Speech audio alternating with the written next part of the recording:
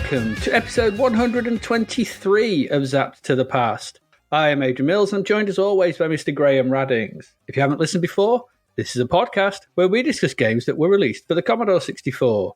We are using the magazine Zap 64 as a monthly guide for the games to focus on, but we are in no way affiliated with Zap 64 itself. This week we start our look at May 1989 and the first batch of games reviewed in issue 49 of Zap 64, along with what was also going on in the UK singles and albums chart that month. Graham, tell us exactly how many Bothans died to bring us this episode. In this thrill-packed episode where we attempt to see if pursuing a coat and hat-wearing sentient bear has any correlation to beer brewing quality, we dive into a war helicopter or maybe even a battle jeep, possibly even both, in the alarmingly difficult in one-player side-scrolling blaster Silkworm. Pop in our ill-fated time machine and head back in time to take a dreary UK road trip in the naff unreleased world of Turbo Esprit. Join some horribly complex version of the badly drawn 8-bit military and experience the bewildering boot camps of action service. And grab our great value cannons and head to the endorphin-fueled arcade-inspired blasting fun of the horribly overlooked Bomb Fusion. As incredible as it sounds, we have indeed discovered that the migration of the Bavarian bear is directly related to the location of Quality Brewery.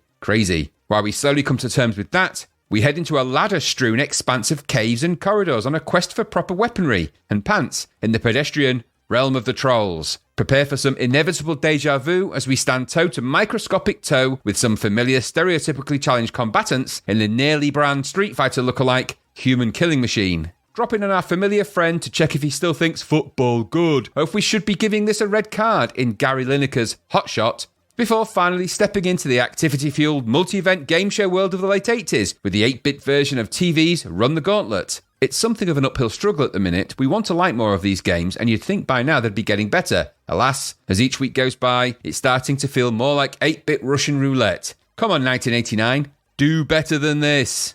Exactly. Come on, Many. You know the number. You have that number. Many Bothans died. That's Mon Mothma you're talking about there. I know. Mon Mothma. From the Mothma family. Mon Mothma, Dad Bob. Mothma. I knew you were going to say Bob. Bob Mothma. Bob Mothma. Glenn Mothma. Marvin Mothma. Mothma. It's the nasally challenged bringer of doom to small places in the Midwest of America. Oh my God, he's seen the Mothma. Mothma. It's the Mothman of him. It is indeed. Anyway, we need to look at a cover. The cover. It's a new month. There's a new cover to look at. Look at that cover. It is a man. He's punching. He is punching, isn't he? I've noticed he's got his knuckles slightly outstretched, the old knuckle trick. It just actually breaks your knuckles doing that. Well, your finger knuckle. It's the merry, merry month of May, isn't it? That's a merry, merry month of May picture, isn't it, really? Bloody-nosed person. He's a renegade, isn't he? It's a renegade. It's yes. the third renegade. Yes. Yeah. And is it me? I mean, is he got a really big forehead or something? Because his hair's quite high on his head. This is the episode of High Hair. Maybe that's his name. Be. High hair. It's not badly drawn, that, though, is it? It's pretty good. Oh, yeah. It's nice. He's got great teeth. He has got exceptionally good teeth and no tongue. So that's always an interesting thing. Maybe would the tongue be there? And I think it's quite good, that. It is. A lot of white in the background, though. He seems to have been cut out there on the left by the including part. I don't like the way that has been sort of just blocked around it. Well, look how badly cut out the zap is. Goodness sake. It's not great, is it? Look, use a scalpel, all right? If you're cutting it out, use something sharp. Don't use scissors. Just saying. They're not the right thing for that. No. It's also the best-selling Commodore magazine in Britain. I noticed that. It's a bit... You don't need to typeset it like that. It's a bit odd. There's a lot of text again on this issue as well. It is a very nicely balanced cover in the sense that you've got a close-up of the guy's face taking up a predominant part of that, and that is quite nice. And I do like the way his thumb goes over the barcode just slightly. That's a nice touch. Yeah, that's okay. I'll allow that. Yeah, Renegade 3, Silkworm, Voyager, whatever that is. You could win a helicopter flight. You could, actually, which is a pretty cool prize, actually. It is. You ever been in a helicopter? No. I've been in a small plane, though. I've been in a helicopter. It's the most terrifying thing I've ever been in. I've sat in one on the ground, but it wasn't very terrifying. It's terrifying because they are made essentially of paper, it felt like. They're so thin. They're so thin and wan. Obviously they have to be to take off and fly about, but it doesn't feel like there's much between you and falling out to your death. at any point in one of those things, and they are deafeningly loud. No. As well. What kind of helicopter were you in? It was strange enough. It was a gunship that it wasn't really. It was an Airwolf. I went into a cave, and there it was. I thought I may as well. Dom was there. I thought, hey, Dom. He was like, hey, get in my helicopter. I'm not going to go any further with that. We've got to take care of in that cave. Just drink this. I was in Iceland, and we were flying towards a volcano, and it was one of those ones. So I don't know what kind it was. All right. But it was quite scary because there's not much between you and it's the machine of death. It's made of paper. It looks like the doors are going to fall off. And if you stand too close to it, it will chop your head off. They're not nice things, actually, helicopters. It was amazing, but not nice. Yeah, but our illustrious leader goes about them in all the time, doesn't he? He doesn't use cars anymore. Yeah, he's Inspector Gadget, isn't he? So he just starts go gadget helicopter and the propeller blades pop out his head. That would explain why his trousers are always too short for him. And why he's so twitchy. He's a very twitchy man. Anyway, enough of this frippery. Enough. Let's get into some games. That's the cover. It's Renegade 3. That's the cover. But we're not talking about Renegade 3 this week. No, we're not. Should we get into our first game? Let's go. Let's do that.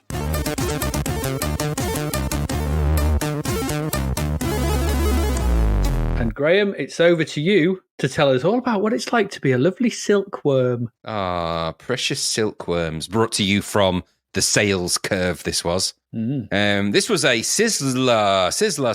So, one of the biggies. Had a very big splasheroo of a review in the old Zapped, didn't it? This, goodness me, wow. It's like good big boom, bang-a-lang-a-ding-dong. So, this, judging by the colour scheme and the shouting at you that the review did, you think, wow, this must be great. This is copyright Tecmo, of course, because it's an arcade conversion. The developer was Random Access. Not like the sound of that. But it was coded by Warren Mills. Is that you with a different name? Technically, yes, it is. That's correct. It is. It's you with a different name. Okay. Can't deny it. Okay. The graphics are by Edward Langman. And the musician here is miscredited because in the Zap review, it says that it's Ben Daglish. And they go, great music from Ben Daglish. Wrong. The music's by Barry Leach. Get it right, Zap. Get it bloody right. Honestly, what are they trying to run? Anyway, the scenario is as follows. Nuclear arms were outlawed by a series of international treaties after the Fourth Great War, and now civilization has returned to low explosive weapon systems with high delivery rates. War has almost gone green. Ooh. How bizarre. Weight of numbers together with very high firing rates goes partway towards making up the shortfall in power occasioned by the ban on nuclear weapons. But even though the generals have been provided with an incredible number of tanks, planes, choppers, mines, and field guns to play with, they are not at all pleased. They are, in fact, well unhappy. I'm starting to sense that the person who wrote this was quite young. Well unhappy. To actually say that. It actually says it in the instructions. This is verbatim. Jesus. The commanders of the One Continent Alliance. The Incontinent Alliance. Are you the Incontinent Alliance? No, it's the One Continent. We're changing that name. We're changing the name. The continent of one nation. Bloody People's Front of Judea. Anyway, the One Continent Alliance have joined forces to show the political leaders that they have the power. They have the power. All the land, sea, and the subterranean forces of the Alliance have rebelled. And a military coup looks inevitable. A coup de grace.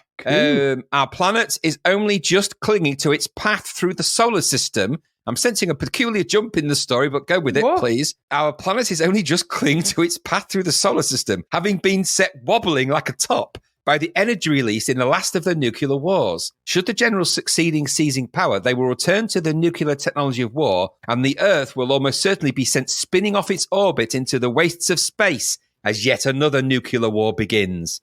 Okay. Yeah, I know. One small hope for the future of Earth remains. A group of weapons scientists working on advanced helicopter and land vehicle projects remain loyal to the people rather than the military. If drivers and pilots can be found for the prototype vehicles in loyal hands, an attempt to fight through the waves of advancing troops could be staged.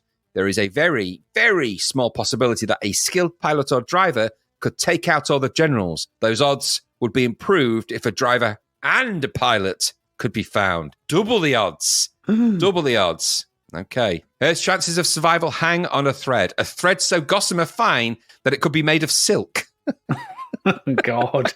I didn't add that. That's in the instructions. I know. I remember reading that bit and going, ah.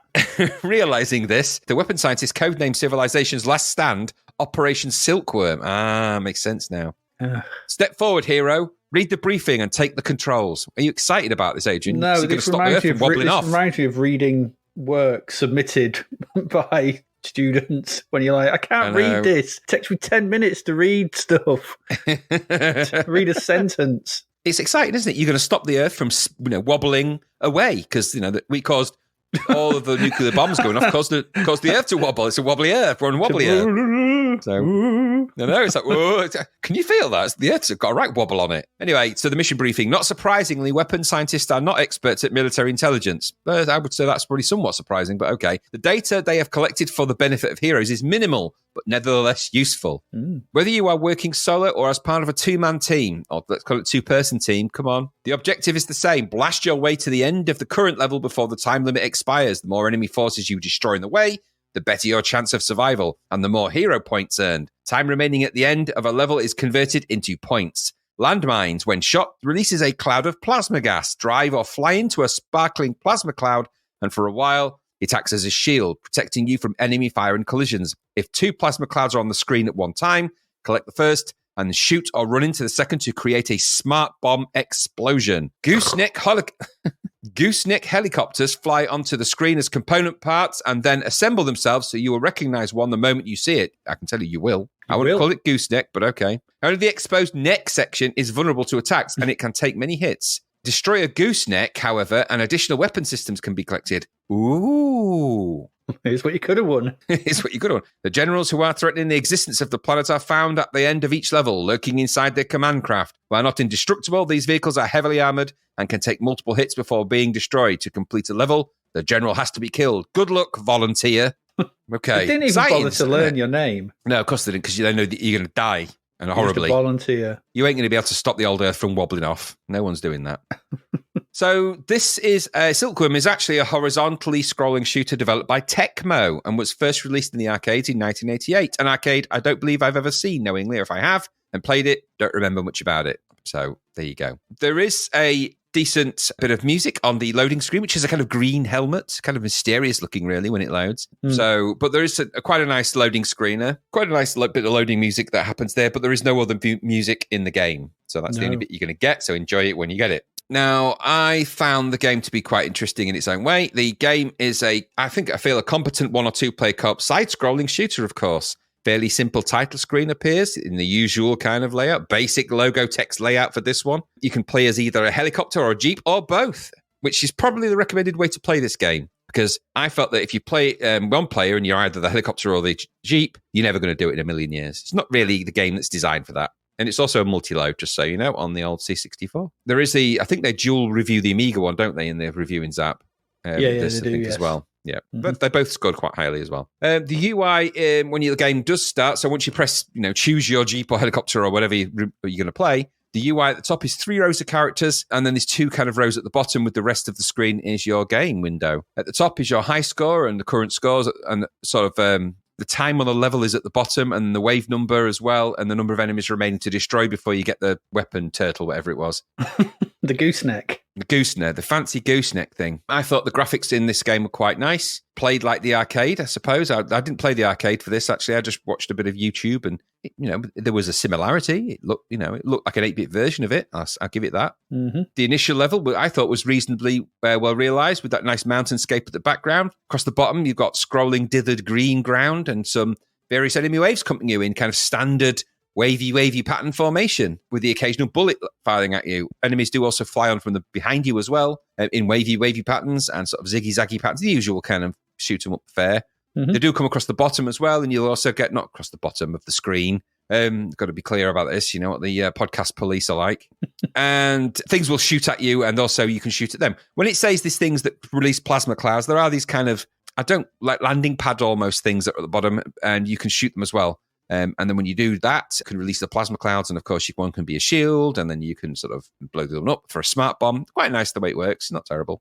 There's some helicopters as well. So the sprites, the design of the sprites is generally military based, so helicopters and stuff like that. So it's not going into the fantasy realms of an R-Type or anything like that, not really. There's a little bit of it, maybe a little, but it's not terrible. And there's quite a lot of bullets flying around, including bullets and homing missiles and things that aim towards you as well. There's quite a lot going on the screen. As the helicopter, you can shoot forwards, and it also automatically shoots at an angle downwards as well, sort of forwards and down. towards the ground at the same time, which is quite nice, and also you can hold the fire button down for kind of rapid fire, or you can hammer the fire button and do, super fire.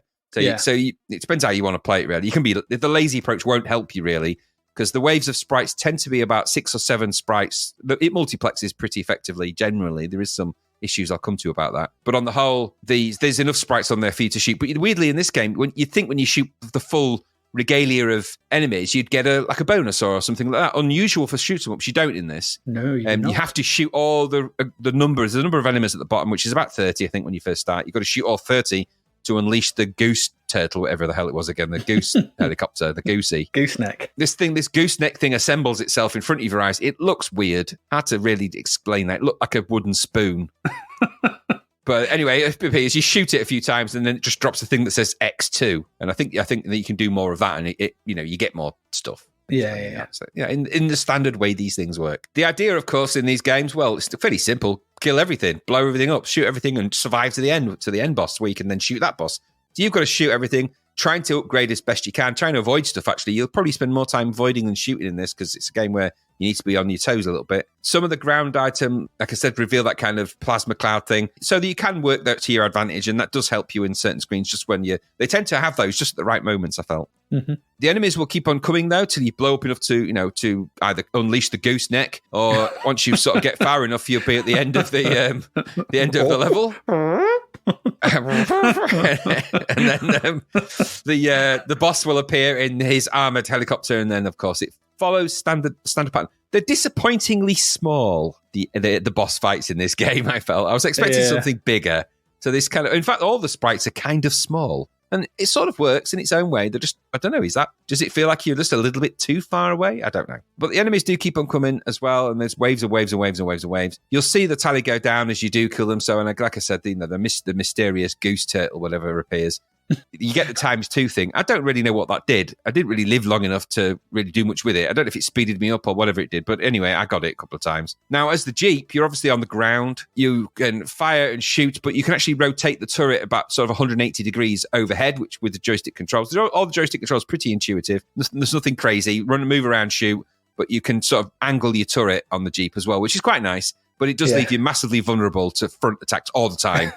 And because it doesn't move back fast enough to shoot, you're never going to make it. And I'm just going to say this to you now. If you really want to get to the end of the level, you're going to need to be the helicopter, because you're never going to do it on one-player Jeep. No. Or 2 players playing Jeep and helicopter is really the only way you're going to really get through the entire game. There is no way in hell and high water you will complete this game on one player in either of those things. It's just not going to happen. Sorry to disappoint you. So that's principally how the game plays out. The main sort of stay of the game with the scrolling background. So all the scrolling's quite competent and everything else. The presentation was all quite decent, although I found there was a lot of bugs in this. I don't know if you encountered the bugs, but I encountered quite a lot. Flicky. So it's really flicky and glitchy and entire screen glitch as well. So it kind of, it was clearly bugs in the multiplex code. And especially when it seemed to occur where after the gooseneck appeared, because that appears in like a multi-part thing. Flies around the screen and assembles. And then when it did that, it kind of broke everything. I had enemies coming at me that were half formed. It was all a bit weird. Reminded me of Salamander. So something had gone wrong. Yeah. Something had gone wrong, and it's clearly started to affect the functionality of the game. And actually, it was disruptive to the point when it made the game not very good, I have to say, which is kind of disappointing. The sound effects are pretty perfunctory as well throughout the game. They're not exciting sound effects. They're not going to make you go, wow. It's the usual bloops and blanks. Which for a game of this type, when it's multi-load as well, seems a little bit unforgivable when we've seen so many shooters have music and sound effects. I don't quite get why it was one or the other in this, but okay. It was fast, very challenging, too challenging, really, for me. I said in the last episode, my hand-eye coordination's now being defeated by these shoot-em-ups. This was no exception. I got as far as the end of the first level, which I felt was great as a helicopter. I didn't get off the first bit of the first screen as the Jeep. I was dead in seconds. It was a total waste of time. The later backgrounds that I checked out seemed to be okay. Variations of a theme, though. There wasn't a lot of variety, and in fact, that's kind of one of the big problems with this. It's just a bit dreary. The bosses, such as they are, when they appear, you're going to be just prepare yourself for the underwhelmingness of those. And they're not particularly difficult to defeat, and so when you do get to the next level, it's kind of like, it's one of the levels was like a sort of a multicolored background effect of a mountainous region. But I was like, it's just, why did you do it? There's so much dithering. It's like it's gone dither mad. Don't do that much dithering. I felt that the gameplay was there as a shooter, but it lacked variety. It felt like I was almost shooting the same patterns of enemies over and over and over again. there wasn't a lot of variety in them. You know, it's three wiggle, wiggle, wiggle, come from the front, wiggle, wiggle, wiggle, come from the front below, then some from behind, then whirly, whirly, then a couple of shooters from the bottom, take them out. There was a pattern to them, and it felt quite repetitive. And I noticed it more as I went on the helicopter, thinking, have I not just been through and repeated the same thing over and over again here? And it was, as I started to get a bit further in, I'm like, I could only imagine. I didn't play it 2-player. I think that's the way you're going to have to play this to really enjoy it, because I don't think this is very successful in a 1-player version at all. I think the Zap score for this is a work of fiction, I have to say. I mean, it's an okay shooter, okay, but it's buggy, graphics aren't great, there's no music other than that title screen, it's limited sounds, very repetitive gameplay. How did it get 91%? It's a 65, 60% or all the way, this. It's an okay conversion, I guess. But a Sizzler, do me a favour. No chance. What did you think? I think I enjoyed it a bit more than you did.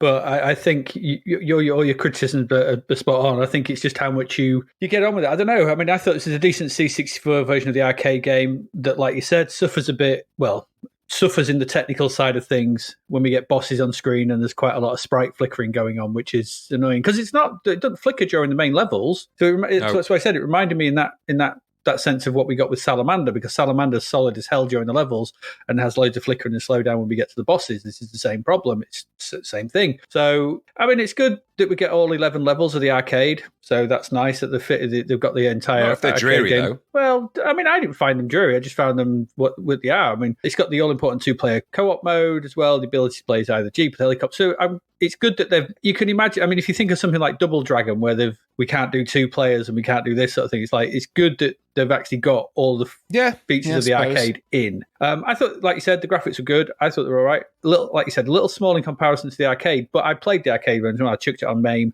had a play of it. They're too big in the arcade game. They're massive. The helicopters are huge. There's barely any space to move around, and you're like, so big. To be fair, you could have just sat further away from your screen. I could have, yeah, that is very true. But so with this you've got a lot more room to move around in. That's nice, I guess. But the sound effects are okay, like you said. The controls are fast and responsive. I had no problem with the controls. There's a good loading tune, as you said, but it's a shame there's no in-game music. It feels a bit flat. It feels a bit flat. Yeah. A bit of music, even just a basic, like, remember Green Beret? Green Beret just has that. Something simple. It just needed something. You know, the arcade has the music in the background. They could have had a version of the arcade in there. I don't see why they couldn't. I don't know. I enjoyed this. Yeah, probably not a Sizzler. For me, it's probably somewhere in the low 80s, like high 70s, low 80s. It's okay. I mean, it's a bit different. It's better than some of the shit we've seen recently. It's an okay arcade. It's a bit flat, as in the landscapes as well. The landscapes in the arcades are much more, where they're placed on the sort of screen. It's up and down. It's like hills and stuff. This is it's just flat. It's just very, very flat. So, it is what it is. They've done it's a C64 version of Silkworm. Obviously, we're going to see Swiv some point. Yeah, it's the unofficial sequel to Silkworm, isn't it? Yeah, it is. Yeah, I mean, it's Silkworm IV in it, so it's SWIV, so it is that. But Swiv also has the same kind of... It's interesting playing this, and you see those same things. So Swiv has those bubbles that you can either use as a shield or shoot for smart bombs. Same kind of thing. It also has the bosses that come on and form in front of you. Same kind of thing as the goosenecks, yeah. So things like that, you can see that they've taken from this. Just changed the viewpoint. And obviously, as well, you always play it in helicopter and never, ever play it in the Jeep mode in Swiv, so because that's just crazy and suicidal. I thought this was all right. I quite enjoyed blasting around in this for a while, but I don't think it should have been a Sizzler. But it's just a bit technically wanting and a bit flat, I think, is the things that let it down, which are a bit of a shame, but there you go. Silkworm is all right, but not a Sizzler. There we go. Let's move on. Fly along in our helicopter onto our next game.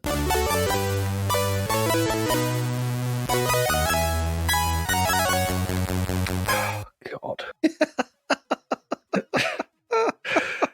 This is Turbo Esprit. Is it? It is. 9%. This is a $1.99 game that got 9%. Wowzer. From the dark depths of 1986 comes Turbo Esprit from Durell. Remember Durell? Durell.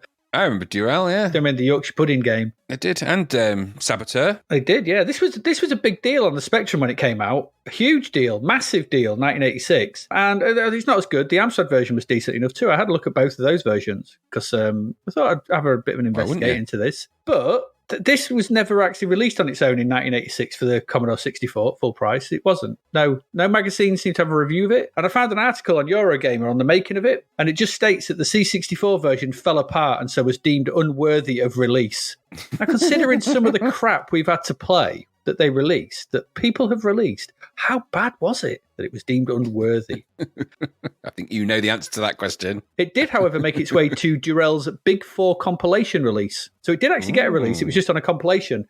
Durrell's Big 4, which also had Combat Links, Critical Mass, the Yorkshire Pudding game, and Saboteur on it. So, but calling it Big 4, well, one of the games was thought of as too shit to release on its own, feels a bit disingenuous. It's like 3 and a bit. It's like the Big 3. It's like the Big 3 and a little one, so, or whatever.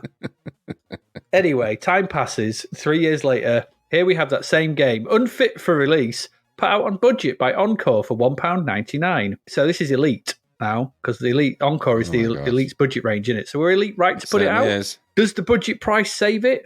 9%. Well, there's no credits for this version that I could find.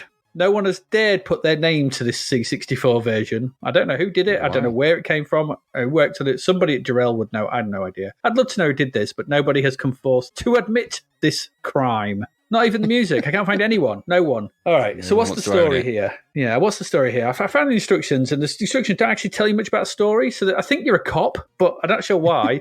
So I guess you must be, but I'm not sure it outright states that anywhere. Because you're driving the titular Lotus Turbo Esprit. So I don't know what cops drive the Lotus Turbo Esprit, and it's your job to drive around a city and stop a huge drug delivery taking place somewhere. In order to do this, you must take down the armoured car smuggling in the drugs after it's delivered the drugs to the 4 delivery cars, and then take down those as well once they have taken possession of the merchandise. So that's the aim of the game. So the game starts with you being able to choose from 4 different cities: Higham, Heatherset, Charlton, and Leafield. This is one of the odd things about this game is the distinct Britishness of it, but wrapped around a decidedly American-style story. It's really weird because it feels like sort of based on something like Knight Rider, Miami Vice, those kind of things. But it's set in Heatherset, wherever that is, or Leafield, and you drive on the left. You know, it's just dead weird. It's a really weird game. Weird is right. Pick wisely from the 4 cities because you want to play another. You have to reset the machine and load it all in again. So anyway, ouch. Once you picked, we have our very basic title screen with everything in good old Commodore font, just different coloured. Always a good sign that is when they've not even changed the font. It's terrible. Options here to play with keyboard or joystick. Change the difficulty level from 1 easiest to 4 hardest. Have a practice. Which means just drive around an empty city. Or finally start a game, or you can have a look at the high scores. So pressing 5 starts the game. Now, in my game, there was no sounds of engines. I don't know if it happened. You got any sound effects for the engines in yours? There was none in mine. I did watch a YouTube video of this. And it had horrible engine noises. Horrible. No. So I didn't know if I could turn it on, but there were other noises coming in, so I don't know what had gone on with it. I just count myself lucky. The screen is split across the middle horizontally with a top view showing your car and the city, and the kind of behind the car, you're sort of just hovering above the center of the roadway, and your car moves left and right across that roadway and forward. So you kind of looking just basically down the center of a road from slightly higher up. And at the bottom is your dashboard. So on the dashboard is your steering wheel, your fuel gauge, speedo, rev counter, indicators, and the engine temperature. Beneath this, there's a further basic UI in Commodore font showing the street you are on, your penalty score, and your normal score. You can gain penalty points for doing bad things like blowing up other cars and running over people. And there's a gap for messages to appear to tell you where the enemies are so you can navigate to them. You can press M at any stage to bring up a map. Be careful, though, as you don't stop moving. You don't stop driving whilst you do. Play still continues on in the background. And you can scroll across this with the joystick to try and plot the best route to the criminals. The top half of the screen is your view, as I said. And at the bottom of this view is your super cool Lotus Turbo Esprit. You see it from quite high. Like I said, you see it from quite a high vantage point behind. And the city is depicted around you by a series of grey boxes for the buildings. And the road disappears off yourself or in front of you in a perspective. Forward on the joystick increases speed, and back is to brake. You can steer across the multi-lane highway you are on with left and right. So you change lane, just left and right, and whatever you want. And should you wish to turn round or turn left or right at a junction, then it's left, right, and fire. So if you want to turn left, it's left and fire. So if you are going to turn round, you can. You just better make sure that the road is wide enough and you're going slow enough. So you have to slow right down. So there is some, you're not just going to pull a hairpin turn. You're going at 100 miles an hour. Not that it ever feels like you're going 100 miles an hour. You can also shoot your machine gun by pressing fire as well. There are other cars on the road that need to be avoided, and pedestrians wander about on the sidewalks or the paths, whatever you want to call them. And you must stop for crossings and traffic lights when they are red, supposedly. Should you find the ne'er-do-wells, criminals, then you can shoot them or try to ram them off the road before they get back to their hideout and escape your clutches, at which point they will disappear off the map. All this sounds exciting, and indeed, on the Spectrum, and to a less extent the Amstrad, it was. The graphics were excellent back then on the Spectrum, with really well-drawn cars and a good sense of speed. The city felt alive, loads of cars and stuff, and it felt size was good. The size of the cars fit. It looked good. I was watching this on YouTube, and it was rightly hailed as one of the best games on the machine, the Spectrum. This is considered a real standout moment on the Spec-E, and fair play, I can see why. Yeah, but then we have this version, and things are just all kinds of wrong here. So when you start driving, I didn't know if you noticed this, the screen glitches to reveal the character that was used to make up the screen graphics. Oh, yeah. So glitches were bad. Yeah, and you can repeat this by just speeding up slightly and slowing down to 0, then speeding up again. And it just fills up with L's and the at symbols. So that's the character they've used or they've redrawn. And you can just make it happen every single time. And that's bad. That's shoddy coding. From there, we've got the visuals. Your car looks less like a supercar that does a shoebox. I don't know what it is. It's just a red block. It's a red box with yellow windows. On the other versions, the cars look great. On this, oncoming cars are a bland blob of pixels that slowly get better. Pedestrians are dreadful stick people that flicker and mangle their way down the sidewalks on either side of the road. Your machine gun is just a line and blows cars up into ugly yellow splats when you hit them. The 3D effect is not terrible, but the grey cardboard boxes that make up the city are just the dullest thing you could have done to make this work. What this all means is that this is a dreadful port of a classic on another system. And one might say it was to Durell's credit that they took one look at it back in 1986 and said several Hail Marys, got out the rosary beads, and just said, no, and only ever released it on a compilation as kind of some bonus. And it really should have been released it really should have never even seen the light of day then. I mean, okay, it functions and you can play it, and there are different maps, and you can plot your way around and stuff like that. But it's just awful. It is. This reflects really badly on Elite here, because for whatever reason, they've decided to throw this out at £2. And even for that, it's robbery. The biggest crime here that you should be hunting down across that city are the people at Elite and asking them and ramming them off the road and finding out why they decided to release this. If this game had been about driving around the city in order to stop delivery vans, like I said, delivering this game to Boots and I could have got more behind it, but it's not. The dreadful thing that should have stayed locked up. This is an awful facsimile. Normally, we see Spectrum games and there's certain things, but this is a sort of a landmark game on the Spectrum. And on the C64, it should have been better. It's awful, ugly, horrible, nasty, blah. What a terrible, terrible thing. I mean, even for £2. Terrible, awful. What did you think? It's a re-release too far for me, this. This should just rubbish. It's rubbish. Buggy rubbish. It should never have been released. No, never. Ever. I mean, and the fact that it wasn't, and then somebody did release it, it should never have been put out there. The fact that people would have been stung for this is just blatant. It's robbery. It's not nice. It's a not nice thing. I mean, everything is as basic as it gets and worse. That title screen made me laugh out loud, though. I was like, wow. That's like the most basic bit of machine code you can do on a C64, if it's indeed even in machine code, and it could easily be basic, this, is making characters appear on the screen. I mean, it's really easy to do. You can poke that.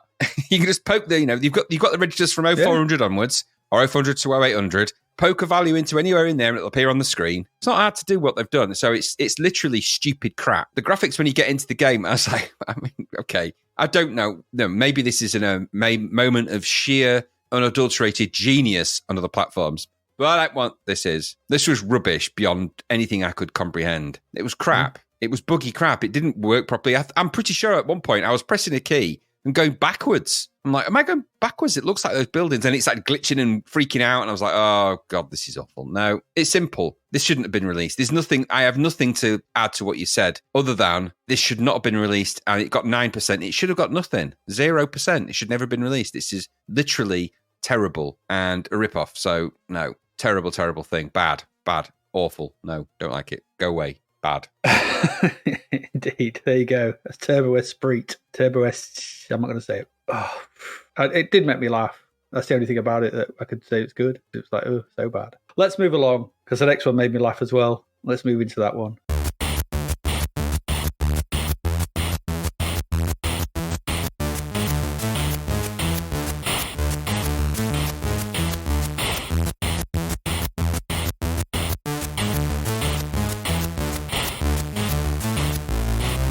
Graham, dun, dun, dun, dun, dun, dun, dun, dun. Hey, it's your turn to tell us all about Action Service. I actually don't. For one of the first times ever, I don't want to really. Just hum the tune. We'll just hum the tune at each other. Tune for this. I mean, I'm saying it from the start. It is the sort of thing Satan has written. This is the Satan Sid. It is utterly earworm derivative. It's just, you know what? Do yourself a favor. If you follow this podcast and you play along with the games, turn the volume down before you load this one. Just do yourself that favor, because once it invades your brain, honestly, it's like a parasite. This was published by Infogrames, and I don't forgive them for this, but it was published by them. It was developed by Cobrasoft. Cobrasoft, come on, Cobrasoft. Really? No, I'm pretty sure they're probably French, or they're not. They're certainly, the instructions were kind of written in some kind of language, and translated. I feel I have them here. The Action Service instructions are as follows: somewhere in Europe, a top secret training camp where the cream of the crop from the action services must spend a day in order to prepare for top secret missions with the famous Cobra Command. Today it is your turn to volunteer for a perilous mission. Your participation and your role in the mission depends on your performance here.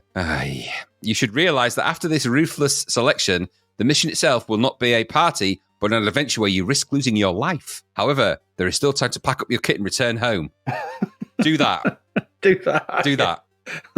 Take the tape out of the cassette or whatever you've loaded in disc, maybe. Get a hammer and smash it to pieces right there and then. You're doing yourself a world of favors, I'm telling you. So there are stages to this. There's actually a constructor mode for this as well. I actually didn't explore that because it's a nightmare of epic proportions to even get through the beginning bit of this game, let alone that stupid thing. It's got the mysterious edit button. Anyway, I'll come to a little bit of that. So, Action Service 1 Stage Commando. The game functions in two modes. Each of these modes will be accessible by pressing the relevant button on the control post / or in brackets screen. Play mode. Your task consists of 3 imposing tests. The physical route.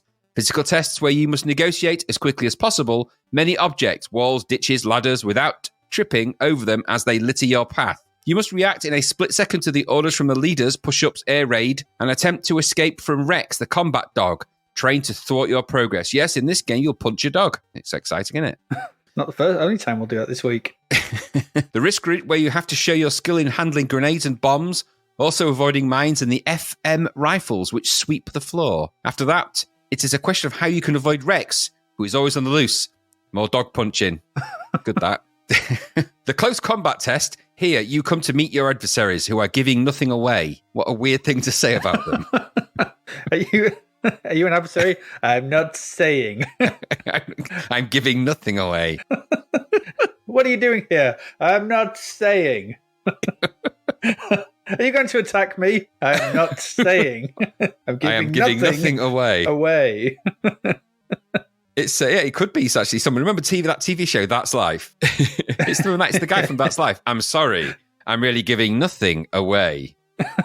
Can I have a sweet? I just said I'm giving nothing away. Your pals are ready to take your place should you fail. Here you have to put up with the rubber bullets, the exercise grenades. What are exercise grenades? I like them. Crazy. So they hit you. They just make you drop and do 20.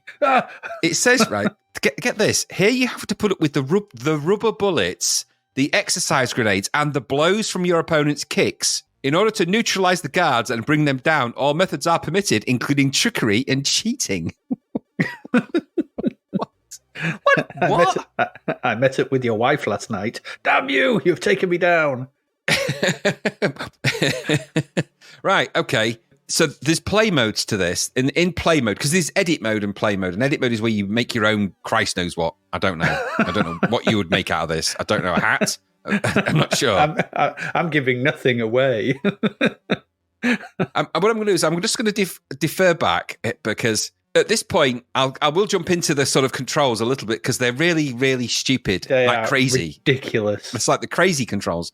But at this moment in time, I'm just going to go, because the game will be loading in now, and you'll get the crappy block loading screen depicting two confused soldiers in block-o vision. They just look confused. And they're confused because they are confused, like you're confused. Like, what is this? One of them looks like an What old does it man. all mean? Like he's just helping an old soldier across the road. Come on. When it finally loads, because the two soldiers are dressed in green fatigues, so they're in some kind of army. It's not really clear which army that might be. It could be any army. And they're giving nothing away, Adrian. Nothing away. I could discern nothing about them. A confusing selection screen appears. To be fair, this is mind-blowing. It's honestly, this is UI invented by someone who was crazy. I had no idea what that title screen was. So there were things appearing when I pushed things or did stuff like, hey, what's happened? I mean, it's a control of this. The control, right? So it's a confusing array of selection screens at best, visually unappealing, really, in every possible conceivable way. Bad to navigate, logically unsound, and most of all, just plain dumb. The control of your selection, such as you do control it, is with a weird joystick control that has a complete mind of its own and no logic applied. I was going right and it just went left, and then I went left and it just went right. I'm like, what are you doing? Why aren't you going over the thing? And not that there's any indication of the items, because all the instructions tell you what the various push buttons do on the display, because the actual display that you make these selections from is a dazzling array of boxes that don't mean anything, that don't seem to mean anything. And they open and close at random, don't they? They just sort of... They do. I Now, don't know. there's a panel at the bottom of the screen with 8 buttons on it. And in the actual control of this, you control a sort of a selector, for want of a better description, but that's what you control. And you have you press the C key to confirm things, and you can use the left and right arrows, although they didn't always work. Nope. And you're meant to choose a function that corresponds to what you want to do. So you position your cursor over one of the key things on the keypad thing on the screen. You select that. Now, they're numbered. So there's 1, 2, 8, but you've got no idea what they are. And when you do click on them and something happens, it's not really immediately obvious what that is. So now it does tell you in the instructions. So if you click on number 1, you get your mission order showing the best 12 scores. It's not your mission orders. That just shows you the scores. So then you click on number 2, and that's leave game and quit to basic, which you'll only discover by doing that. And it quits to basic, and you're like, oh, okay, that's okay then. All right, weird. Number 3 is change the name of the player, which you can do. So you can change it. You've got about 6 characters, I think. So you can type in, I typed in Steve. Number 4 is choose and carry out route, which is that's how you get to the next bit. Option 4. Not a giant go button or something obvious. And there's actually 4 other options on top of this one. So you think it would be number 8 would be but no. Number 5 is loading and saving of scores. Why would you ever accumulate a score in order to save it, let alone load it in? And then number 6, it just says this button is of no use. Why put it there then? So there is actually a button on here that is of no use. It even says that in instructions. Number 6, this button is of no use. It's giving nothing away. Nothing. It's no use. Number 7, it says, is checking scores achieved by a player in all the games. And then number 8 is checking scores of the current game displayed on screen 4. You can see the scores of the 5 best players in that game. Are you confused? Because you will be. Yep. Anyway, and this is before you even got into the game. This is just trying to get into the bloody game. So you'll go through that. The selection displays, like I say, it's like a confusing array of boxes with badly drawn soldiers in there, here and there, and some kind of stats. And eventually you'll figure out that you press number 4, and that gets you to the next bit. When the game starts, or when you, like I say, you press number 4, and then, by the way, you press the button. Then there's a giant button at the bottom you have to click as well. So you have to press the activate button. So it's not that you can just click on 4 and go. You've got to press the button and then go. Why? Why is that window so confusing? Why can't you just have start game? Oh, dear me. Anyway, when the game does start, and unfortunately it does, this is when the real pain of this thing begins. So the display is split into 3 rows. On row 1, you've got 4 squares. And reading left to right, you've got a weirdly drawn image of a soldier with a bad moustache, an empty box, the name and some scores, which is 0, and a confused-looking soldier also badly drawn on the right. So in row 2, this is where the badly scrolling game window exists, with a kind of side view of a soldier, which is literally impossible to control in any logical way. It's worse than... what was that? What's that 19. game? Was it? It's worse than 19. Yeah, it's way worse. I didn't think that was even possible. Way worse than that. You can't control this guy. He just, he does crazy stuff. He's a crazy soldier. I mean, I kid you not, I ran, and this, I have no idea what you're really meant to be doing by this point. There's nothing given away about what the game is actually about. So at this point, I thought, right, I better move the joystick. So in one step of moving the one movement of the joystick, I ran, fell over, crawled prone, crouched, walked, stood up, fell backwards, somersaulted backwards, fell over again, and then grabbed a machine gun and started shooting randomly. And that all felt like it was all from one control. Like, what's going on? What happened? What happened here? There was literally no logic, and that's it. That's what it was like. I'm like, hang on a minute. So at one point, I crouched down because I was trying to leap over this obstacle and it wouldn't do it. So I crouched down, and then I couldn't get back up again. And then you have to press tap fire button to stand up. And then when I tap fire button again, he got his machine gun out, and he was like da da da da da da. I was like, so I put the machine gun away by pressing down, I think, and it was just it's ridiculous. And I'll explain how that does actually work in a minute. At the bottom row, by the way, there's some kind of score indication, a giant countdown clock, a button console that's on so the basically component parts of the title screen down there, but you can't get to them. No. So I don't quite know what they're for. They're just there for show, I guess. Really weird. Now it says of the controls, just so we're clear about how we move things. It says moving the game figure. All actions of the game can be controlled using a joystick or the keyboard with the same correspondences as the use of the console. Pressing left arrow in the upper left of the keyboard abandons the route. Use the run stop key to interrupt the game. Press any key to continue. There are several command levels, each one depending on your position. Starting position standing, up is throw grenade, dive is to the left, run is to the right, and kneel down on one knee is down. But if you shift right or fire button, and you can only press the fire button down in routes 3 to 5, then it unleashes specific commands such as run, and when you press D or move the joystick right when standing, the figure begins to run. In this level, if you're on the right level, pressing D and shift right and the fire button, and then you move the joystick will simultaneously cause other actions like jump over low object, or grip hold of a ladder, and then it's fire and then down to climb up, or grip hold of a cable, or get over a wall, and then you release the fire button, but you've got to hold it over when you that's the controls that you're struggling against. Was there a 4-armed person playing this or something? Who game tested this? What was it? Some kind of crazy monster? I don't know. Anyway, look, there's an editor to this. Like I said, I didn't dive into that. I don't know if I'm missing something, but this was just rubbish. I mean, plain out and out rubbish. Mm-hmm. I couldn't make a head to tails what I was meant to do. I managed to sort of shuffle along a little bit of the middle bit on the game. I have no idea what was happening. None. And I don't know if people were shouting at me. I was meant to do something. I was clueless. And even though I had the instructions, they didn't help in any way. I could get nowhere and I could achieve nothing. I have no idea how this game operates, how the game control system works in coordination, because it doesn't seem to actually correspond to anything that they've written. It's one of the most dazzling arrays of stupidity I've seen for a long time. And this is the kind of UI that gives you night terrors. It's so utterly without merit that this game should be erased from time. I don't get the scoring up either. They gave this 78% for presentation. 78%? Are they having a laugh? Are they on drugs? 78% for presentation. I mean, I don't know. Maybe they just did a heroic dose of crack that morning and they were feeling real giddy. And this game got 44% overall. Get lost. 4% at best. One of the worst games we've played in ages. It's utterly rubbish. And it's full price as well. Crap. What did you think? Dun, dun, dun, dun, dun, dun, dun, dun. Hey! Dun, dun, dun, dun, dun, dun, dun, dun. Hey! That tune. Just that tune, I actually sat here and went, hey!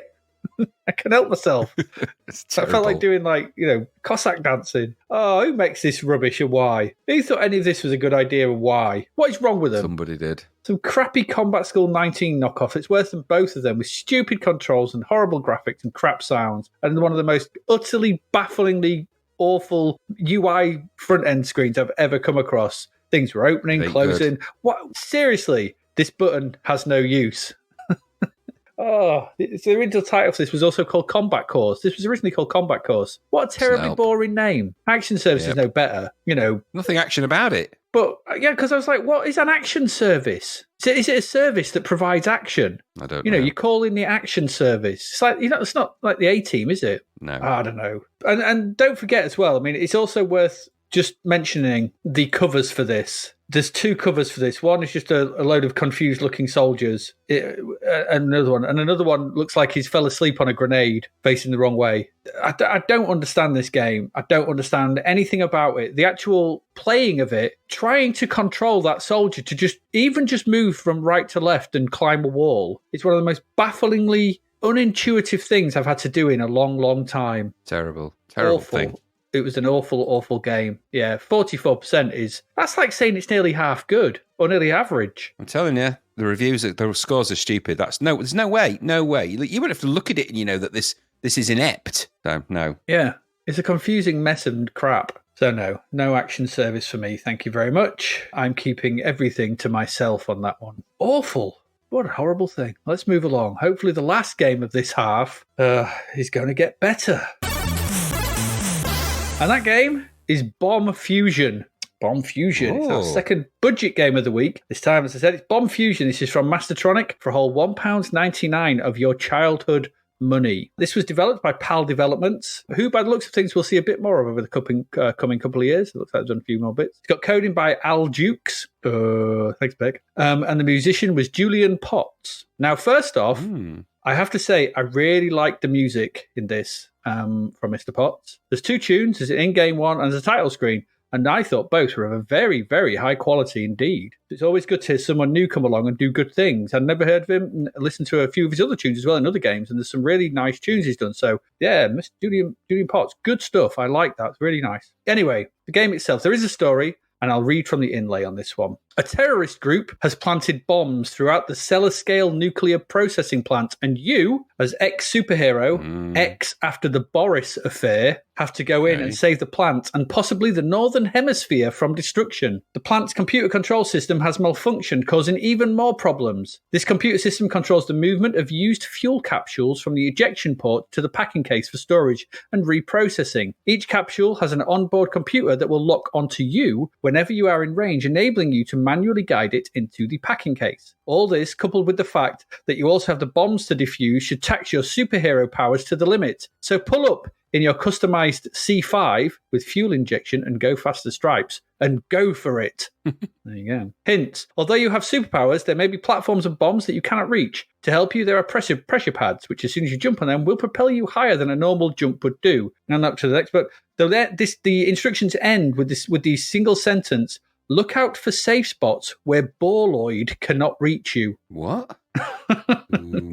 Borloid is not mentioned at any other point in those instructions. It just appears at the end. Sounds like a load of Borloids to me. Oh, okay, Borloid. All right, they're not the best for instructions, all right, but for $1.99, what do you expect? Right, they are what they are. When the game loads, you have a simple title screen with the title of the game, lots of pulsing text. Is all right with the credits for the various people and companies involved. And as I said, that first great bit of music, title screen music is great. I'm going to say again, it's great. Anyway, once you've had your fill of that, you press fire, you're into the game proper. At its core, this is a single screen action puzzler, I guess, is how you best describe it. We start off with a little cutscene that sees our little hero traverse a landscape in their C5 and enter a simple doorway on the right of the screen. The screen layout is a little odd in this, in that the UI is shaped like a big U, taking up the bottom, right, and left sides of the screen. It's like a horseshoe almost. The main game window in which you play takes up the rest of the screen inside this U. So on the left of the screen is your radioactivity bar. There's a big bar on the left that goes up slowly. Okay. There's nothing on the right of the screen, which is a little odd. It's almost like this side of the screen does nothing. But at the bottom of the screen, because there's loads of stuff at the bottom of the screen, you've got your lives remaining, the countdown for the level, which is also the bonus score you get for completing it. There's your score, complete with an exclamation mark, score! The number of capsules remaining for you to capture, and finally, on both sides, there's a bomb with a countdown on it, or a number that will become a countdown. So for the game screen, and as I said, it's single screen, there'll be a series of platforms dotted about. On one of these will be the door to start and end the level. And there'll also be a small pipe somewhere on one of these platforms that the capsules, the sort of nuclear waste capsules, will spew from. Finally, there will also be a crate where you mislead the capsules to. Simple enough. Other items such as bounce pads, they will also be on certain platforms, and other bits and bobs. Dotted around the screen, there'll also be a series of bombs. These kind of float in midair, and they're just the platforms and everything are kind of single color. Your sprites are multicolored. It's a bit of a weird mix, but it's not too bad. You control your little man, so you've got this little guy that you control, and the controls are nothing more than left, right, and jump. Fire for jump. It's dead simple, dead easy. Nice and simple. Yeah, the background to the screen is like it's a fast-moving parallax star field for some strange reason. And the whole thing feels like it's taking place in space rather than a nuclear reactor. But there you go. Here's what it is. So essentially what you've got to do is traverse the screen, run over the capsules that are sort of spewing out, and they sort of, when they spew out, they'll sort of move left and right and drop off the platforms, and you kind of got to run over to them, and sort of just all you do is move over to them. As soon as you move over them, they'll start to follow you. When they do follow you, and they sort of follow you wherever you go, you just essentially you've got to need to lead them to the crate, which is on one of the platforms, and they'll just essentially go into it. When you've led enough of them there, you can then go back to the exit door, and the game will have a little cutscene if you drive into the next door, door, and you're on to the next more tricky level. Nice and simple. It's not as easy as all that, though, because there are two hazards that make things tricky. First, there are the stationary bombs. Now, sporadically, one of these will start to fizz. Like, the fuse to it will start like it's counting down. The timers in the bottom right and left will start to count down. You simply need to move over them to defuse them, but they can be in awkward parts of the screen, so getting to them is not always that easy.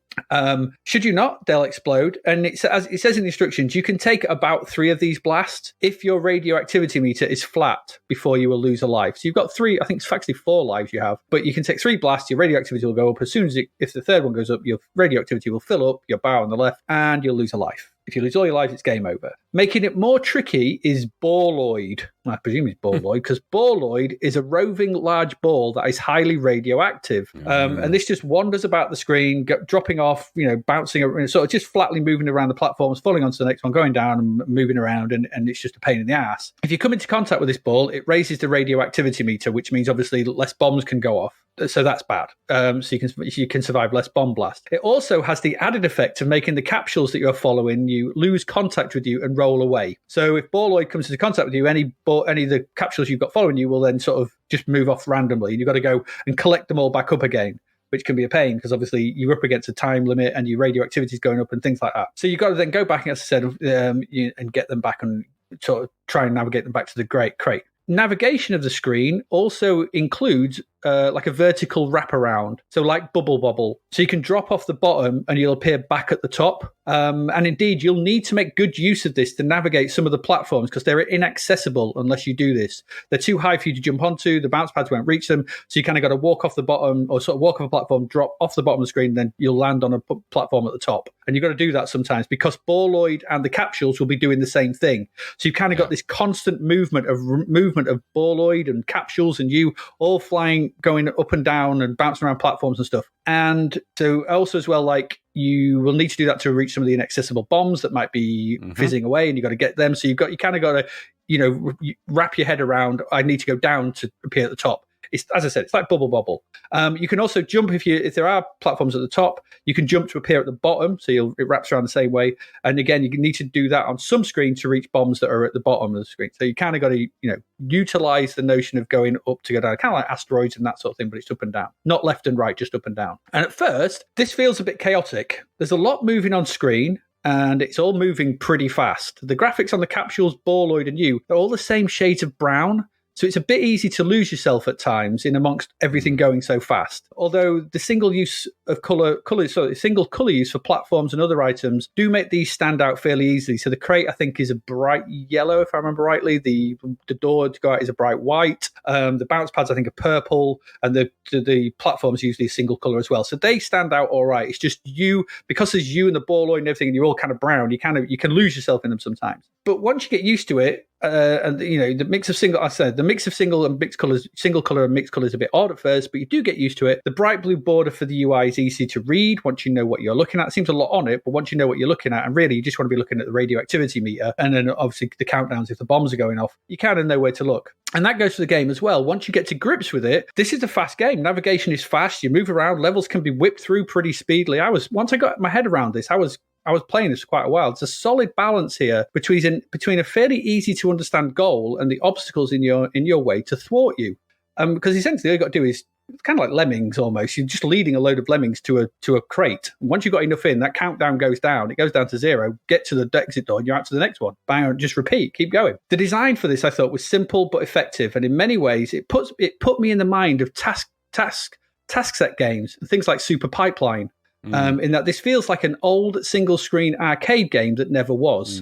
Yes. In fact, I wouldn't be surprised if this is riffing on some old, fairly niche game that I've never heard of. It has a feel for it. Maybe it isn't, maybe it's not. I don't know. But it has a feel of something. The single-screen action, the simple premise, the annoying enemies. If I'd seen this in 1984, 1985 in Fantasy World in Cleethorpes, it wouldn't have surprised me. You could see it amongst all those other things. So yeah, there's a good solid design premise to this. It keeps it simple and easy to get to grips with. Couple that with a solid code base.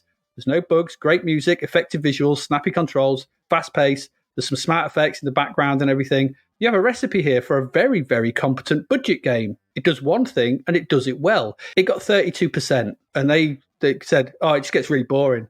No, it doesn't. Because the pace is fast. No chance. This would have been for me, this is for the $1.99, this is probably low 80s for me, 70s to low 80s, in that this does nothing wrong. It's perfect budget fodder for a quick blast every now and again to see if you can get further into it. There's a lot to like here, at least I found so, and I enjoyed my time with this more than I expected to. Loved the music, found it really snappy, really enjoyable to play. I was playing this for ages once I got my head around it, whipping through them screens, and just enjoyed the sort of frantic, sort of manicness of the whole thing. It's exactly what you want from a $1.99 budget game at this point in the C64's life.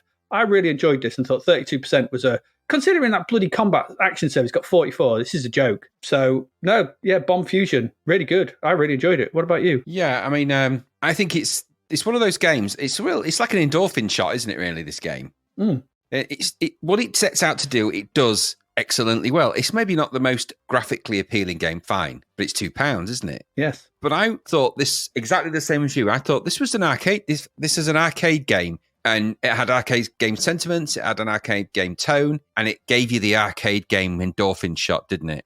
Simple, single-screen type logic games with, grab, jump, run, avoid type mentalities and those kind of games. Left, right, jump, yeah. The snaps of endorphins that you get for £2 of this are palpable. And that's how these old arcade games used to work. Do a simple premise, do it well, increase the complexity on the screen by adding more stuff or making more platforms in difficult places. Those kind of games work. There's a reason why Donkey Kong and games like that are still played and still revered as really great game designs, because they are doing something simple and effectively. You don't need amazing graphics and all the fancy pants stuff. Sometimes you just need to be able to grab a series of bombs that all link together, jump downwards so you can fly in back from the top of the screen, land on your crate, and just get rid of the bombs and you fly about and tackle things as they sizzle and crackle and just have a bit of on-screen panic. Never anybody to play a game like that. I thought there's loads of fun to be had here. It's one of those annoying games, but annoying in a good way. Yeah, that keeps you coming back. And that's the telltale sign when you find yourself right this time and you say those words out loud, which is what I did. You're onto something. I thought this was really good. And like you, come on, you gave Action Service 44%.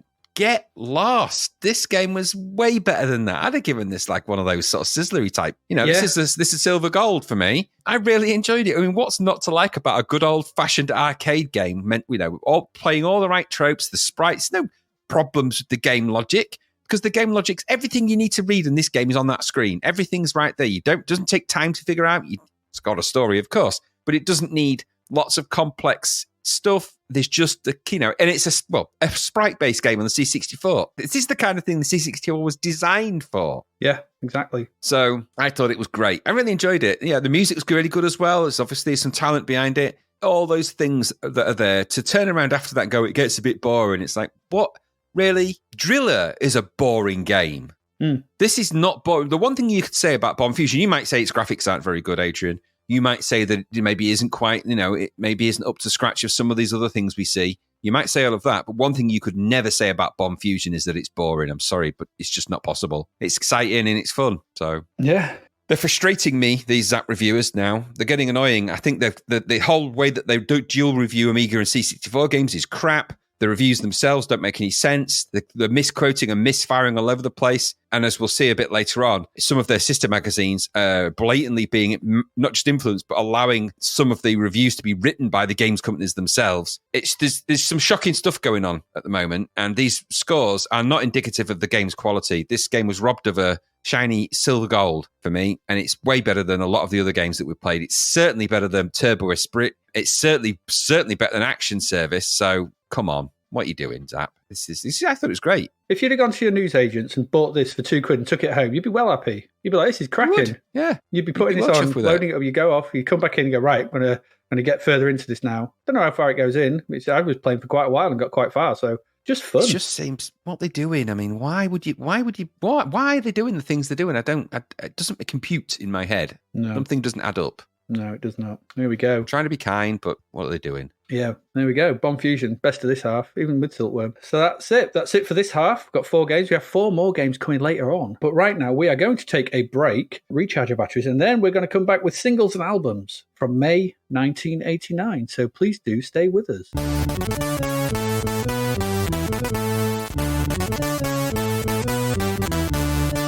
And we are back. Let's get into some music. Let's start off with the number 1 singles for the month of May. For 1 week, we had Hand on Your Heart by Kylie Minogue. We did, yes. Put your hand on your heart and tell me. Yeah, that Did one. we mention this last month? I can't remember. They're all blending into one, aren't they? More They Stock really Aitken and are. Walkman garbage. No. Yeah, it's not a great Kylie. I don't, because the thing is, I'm not a big fan of this Kylie. She didn't get good until like she went a bit more sort of classy pop with later on for me. Yeah, she went a bit more UK garage a bit later with "I'm spinning around, move out of my way" and all that. This Stock Aitken and Walkman stuff, it's all for the post neighbours. No brigade, no thanks. It's all right, I suppose. It's a massive album, wasn't it? Huge selling album, Kylie, so whatever, but not my cuppa. Yeah. For the rest of the month, we had Ferry Cross to Mersey, Jerry Marsden, Paul McCartney, Holly Johnson, the Christians. This was the charity single for those affected by the Hillsborough disaster, which we discussed week, I think, which obviously claimed the lives of 97 Liverpool fans. And that was number one for the rest of the month. So worthy charity single. We'll just leave it at that. In the albums, for 1 week, we had Street Fighting Years by Simple Minds. Is this really the 8th studio album? Yep. Been going that long? Certainly is. Yep. Produced Good by Trevor Lord. Horn, though, this one. So you know what that means. Epic. Would explain that Belfast Child, whatever it's called. Exactly. I didn't realise that it was Trevor Horn, and then when I listened to the bit of the album, like, there it is. Because at this moment in time, he's producing everything. Yeah, he's your go-to person, isn't he? He is, a bit. For the next 2 weeks, we had 10 Good Reasons Not to Listen to This by Jason Donovan. Yeah, nobody can give you 10 good reasons for buying it, that's for sure. No, but to not listen to it, it's just track 1, track 2, track 3.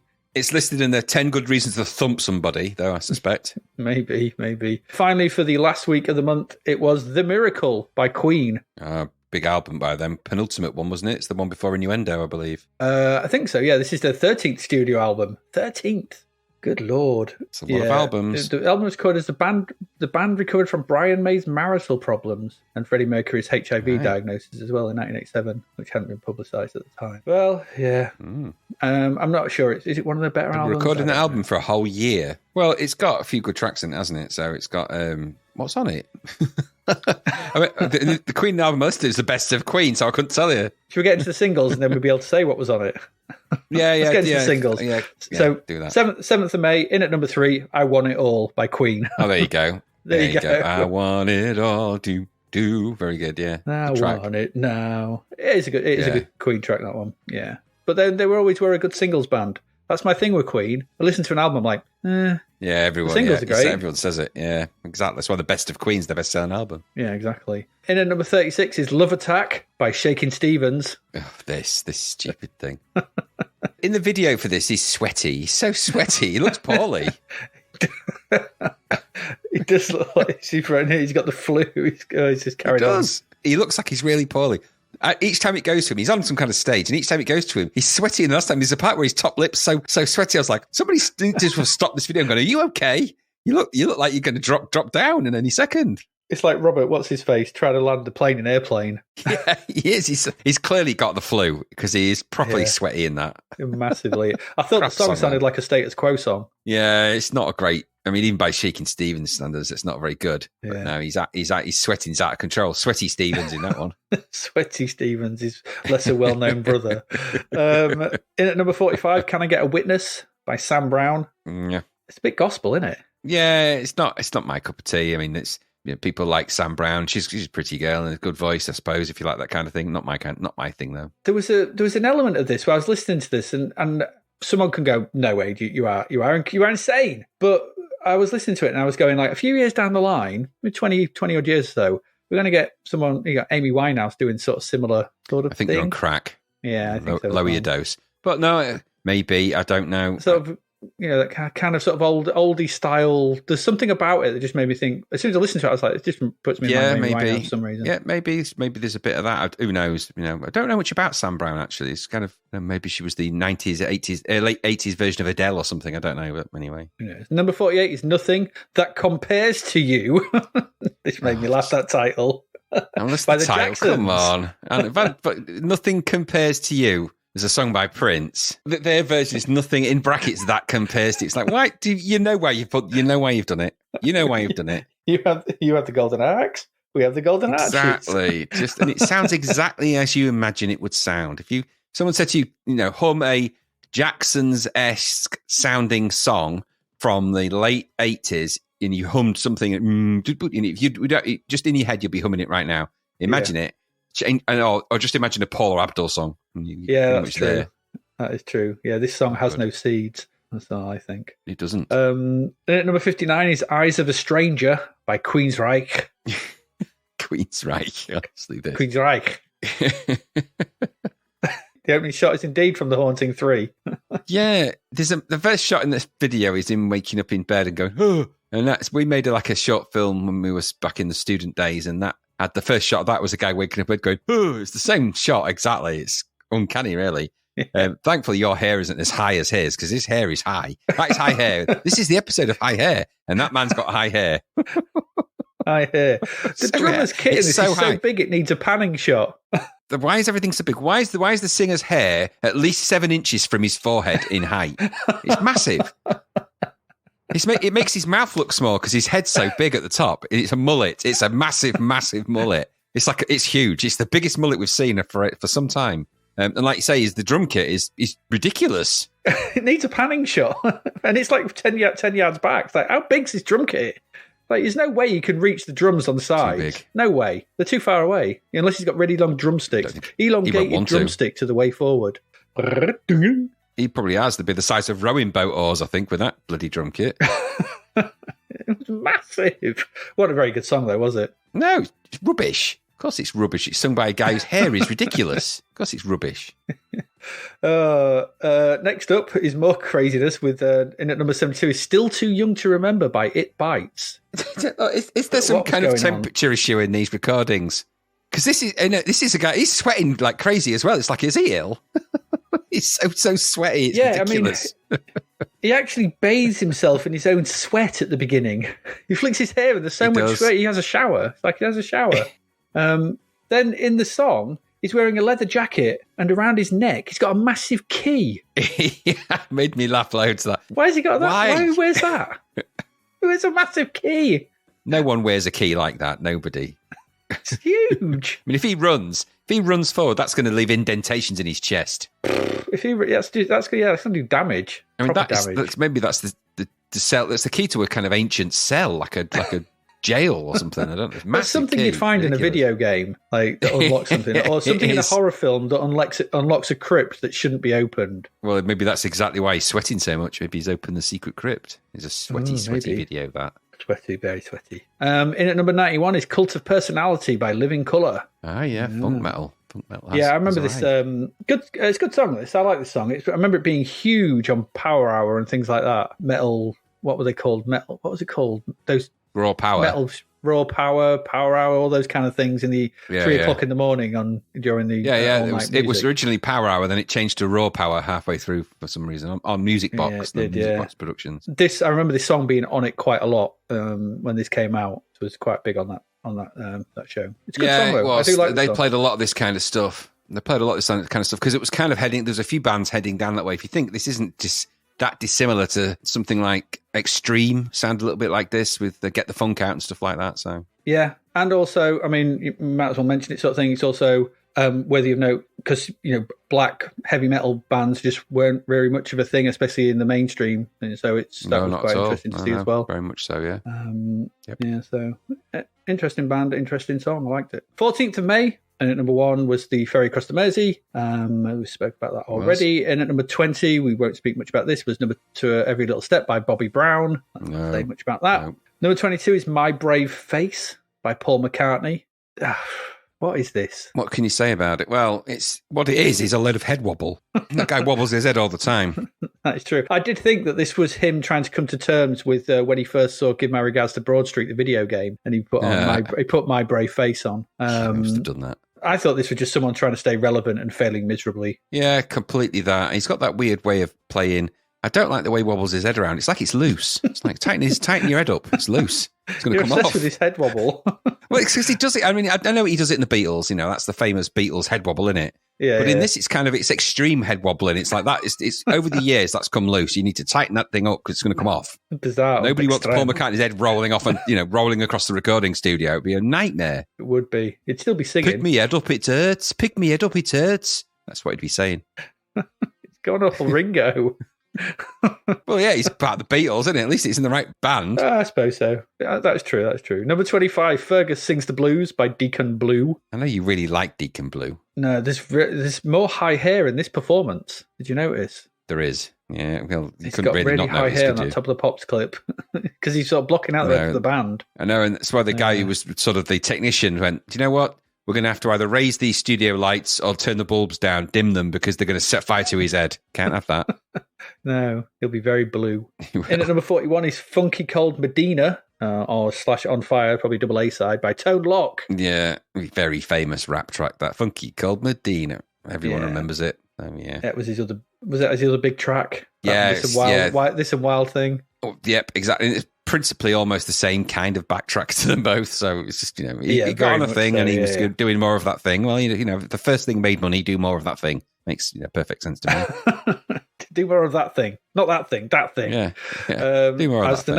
As the next band do. Number 47, Pink Sunshine from Fuzzbox. This is a crap song, isn't it? Right. It's not great. And then in the video, watch the video. Go on, we'll put all these links in the show notes. Watch this video, Fuzzbox, Pink Sunshine. You tell me that they don't all look massively pissed off. All of them do. Their expressions tell you everything. They're on the stage, they're dancing around in sort of stupid costumes. And I think at this point they've realised that the record company own them and own this look, and they're going to be trapped in that look forever. I think Fuzzbox were probably quite an accomplished sort of indie punk band that got somehow shoehorned into this kind of look. And there was no way out by this point. And so they've released this, but they all look thoroughly cheesed off and angry to be in that video. It's quite interesting in that respect. I'm pretty sure they are.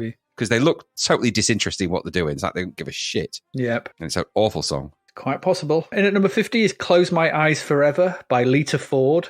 The other singer that featured a lot in Power Hour. Lita Ford. Yeah, she was always on bloody Power Hour. I can't think. But this is Lita Ford and Ozzy Osbourne. It is.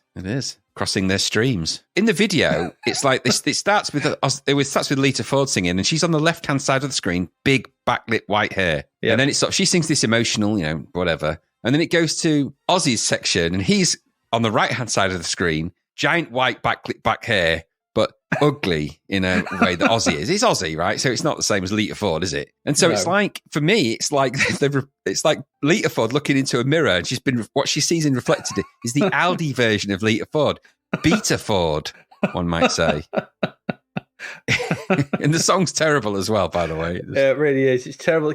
I was like, about halfway through, I was like, get on with it. This song's going nowhere. What's happened? Oh, it's boring. It's dewdrop twee gush metal of the worst possible kind. Ozzy Osbourne, I don't get why he was even involved. It's just so he makes Lita Ford look a lot more attractive, I think. And, she's not an unattractive lady. But we put next to Ozzy Osbourne, and everyone's like, good God, she's a goddess. Mirror, mirror on the wall. Yeah, don't look in the mirror, because when you look in there, that's what Lita Ford looks like if she's been hit by a car. Came from Birmingham. But one as bad as this, in at number 59 is Don't You Want Me Baby by Mandy Smith. No. I can tell you didn't like this. No, because it's bad. And it's not just bad, it's really, really bad. It's a cover of the Human League's Don't You Want Me. Why did the Human League allow that? Why? Because they must have given unless the rights to that song were owned by the record company and they had no say in it. But it's terrible. It's a terrible pumped up octane-ish attempt at a popped up version of Don't You Want Me by the Human League. Don't You Want Me by the Human League is one of their classic songs. It is their classic song. So why on earth would this even be put out? It's just terrible. I don't know. Terrible. I didn't listen to this one. Number 70, Free by Stevie Wonder, or Free Stevie Wonder. I thought it was some kind of command. It was a statement. Yeah, it's a statement. Either let him go or you get one. Whatever you buy at number 70 is you get a free Stevie Wonder with it. Here he is. Didn't know he was locked up. Just watch out. He's a bit superstitious. Hey.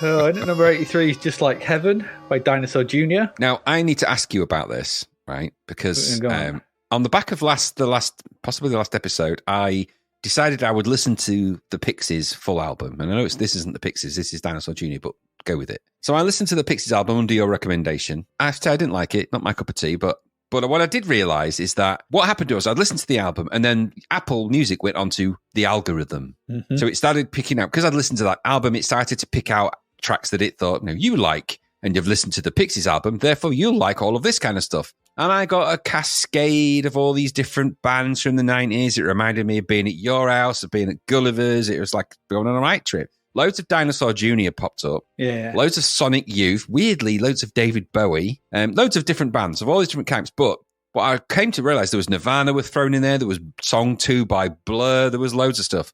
And what I came to realize was that, because you said the Pixies were a very influential band, are the Pixies an influence on Dinosaur Jr.? Because I noticed there's similarities between all of them start to show real signs of sounding a bit like the Pixies, even although the Pixies start to sound then, because then obviously Joy Division came on, and Joy Division had a weird... Anyway, the reason I'm asking all these questions is because all these bands came on, and I could hear then that although I didn't like the Pixies, I could actually hear how influential they were in a lot of these different bands. And I wondered if Dinosaur Jr. was one of them. Well, that's the quite possibly. I mean, they're around at the same time. Jay Maskis was the sort of lead guy for Dinosaur Jr. I'm not a huge Dinosaur Jr. fan. I basically know this. I didn't even know they'd done this cover of it. So this is a cover of the Cure track, Just Like Heaven. So I didn't even know they'd actually done a cover of it. It's not a very good cover of it, I have to say. You realise when you listen to this that although the music sounds all right, you realise how much the Cure are Robert Smith's voice. Very much so. And so when you take that away from it, you like, this is not the same. It's just not right. It's just not. It's just not the same. So yeah, probably there was probably in that period. I think there's bands like Husker Du. There's REM. There's all bands like that sort of coming up through sort of the. I mean, it's not my massive area of sort of expertise, so I don't want to speak on it too much. But they probably were influenced by the Pixies. I don't know, but I think there's a lot of interest in these kind of sounding bands around at this point in time. The sort of it's the. What's the word? It's the reaction against hair metal. Yeah, I totally get that. I just didn't realize, having listened to the Pixies, and listened to the full album, you start to, when it's only when something's played completely next to it afterwards.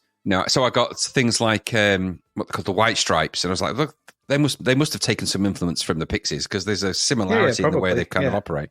And then there just seemed to be Sonic Youth, and there was loads of bands, one after another, and all seemed to be like, wow, they either they've influenced these bands or those bands have influenced them, but. No, I think the Pixies are sort of considered what's like the crazy sort of early grandmasters of it. I didn't think it was very good, the Pixies, I have to say. It sounded awful, but can't deny their influence on things. No denying that. Number 84, After All, is the love theme from Chances Are by Cher and Peter Cetera. Yeah, Peter Cetera's back. Wow. Sounds exactly like you imagine it would. It really does. It really does sound exactly like you expect this to be. Peter Cetera singing it. And yes, in answer to your question, that is indeed Shooter McGavin. Thought it was. It is. As soon as I saw the video, I'm like, that's Shooter McGavin. I bet he eats his hay and does what he say and all the rest of it. And absolutely. He eats shit for breakfast.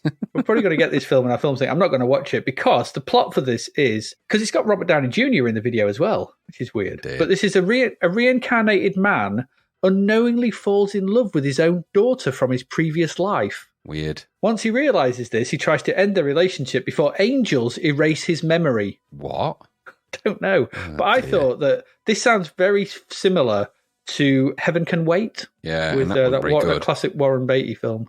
That sounds like a convoluted load of garbage. I won't be watching it. I won't be either. I'm sure it'll come out at some point. But there we go. 21st of May, number 19, I Don't Want to Get Hurt by Donna Summer. Yeah, well, don't keep releasing rubbish records and you won't.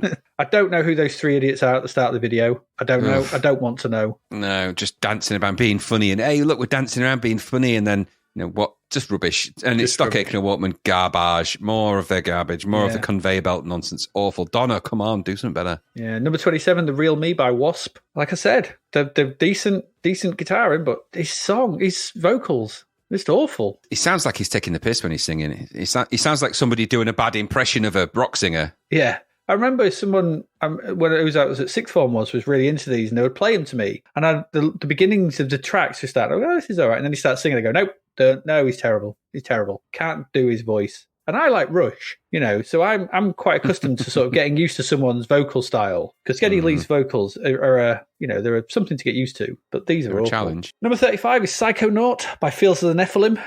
It's more goth than goth, this. It is the gothiest goth track ever, isn't it? That, goodness me. It really is. A really strange video. It's not one of our favourite tracks. It's okay, but there's better Nephilim stuff. It's all right. He sings sub-audible lyrics. It's like, what is he actually... What did you say? You don't know. Oh, that's all right. Okay, yeah, of course. Pass me the bread. Yeah, it's just it's at a dinner table. Yes. What? Sorry. You cracked me china.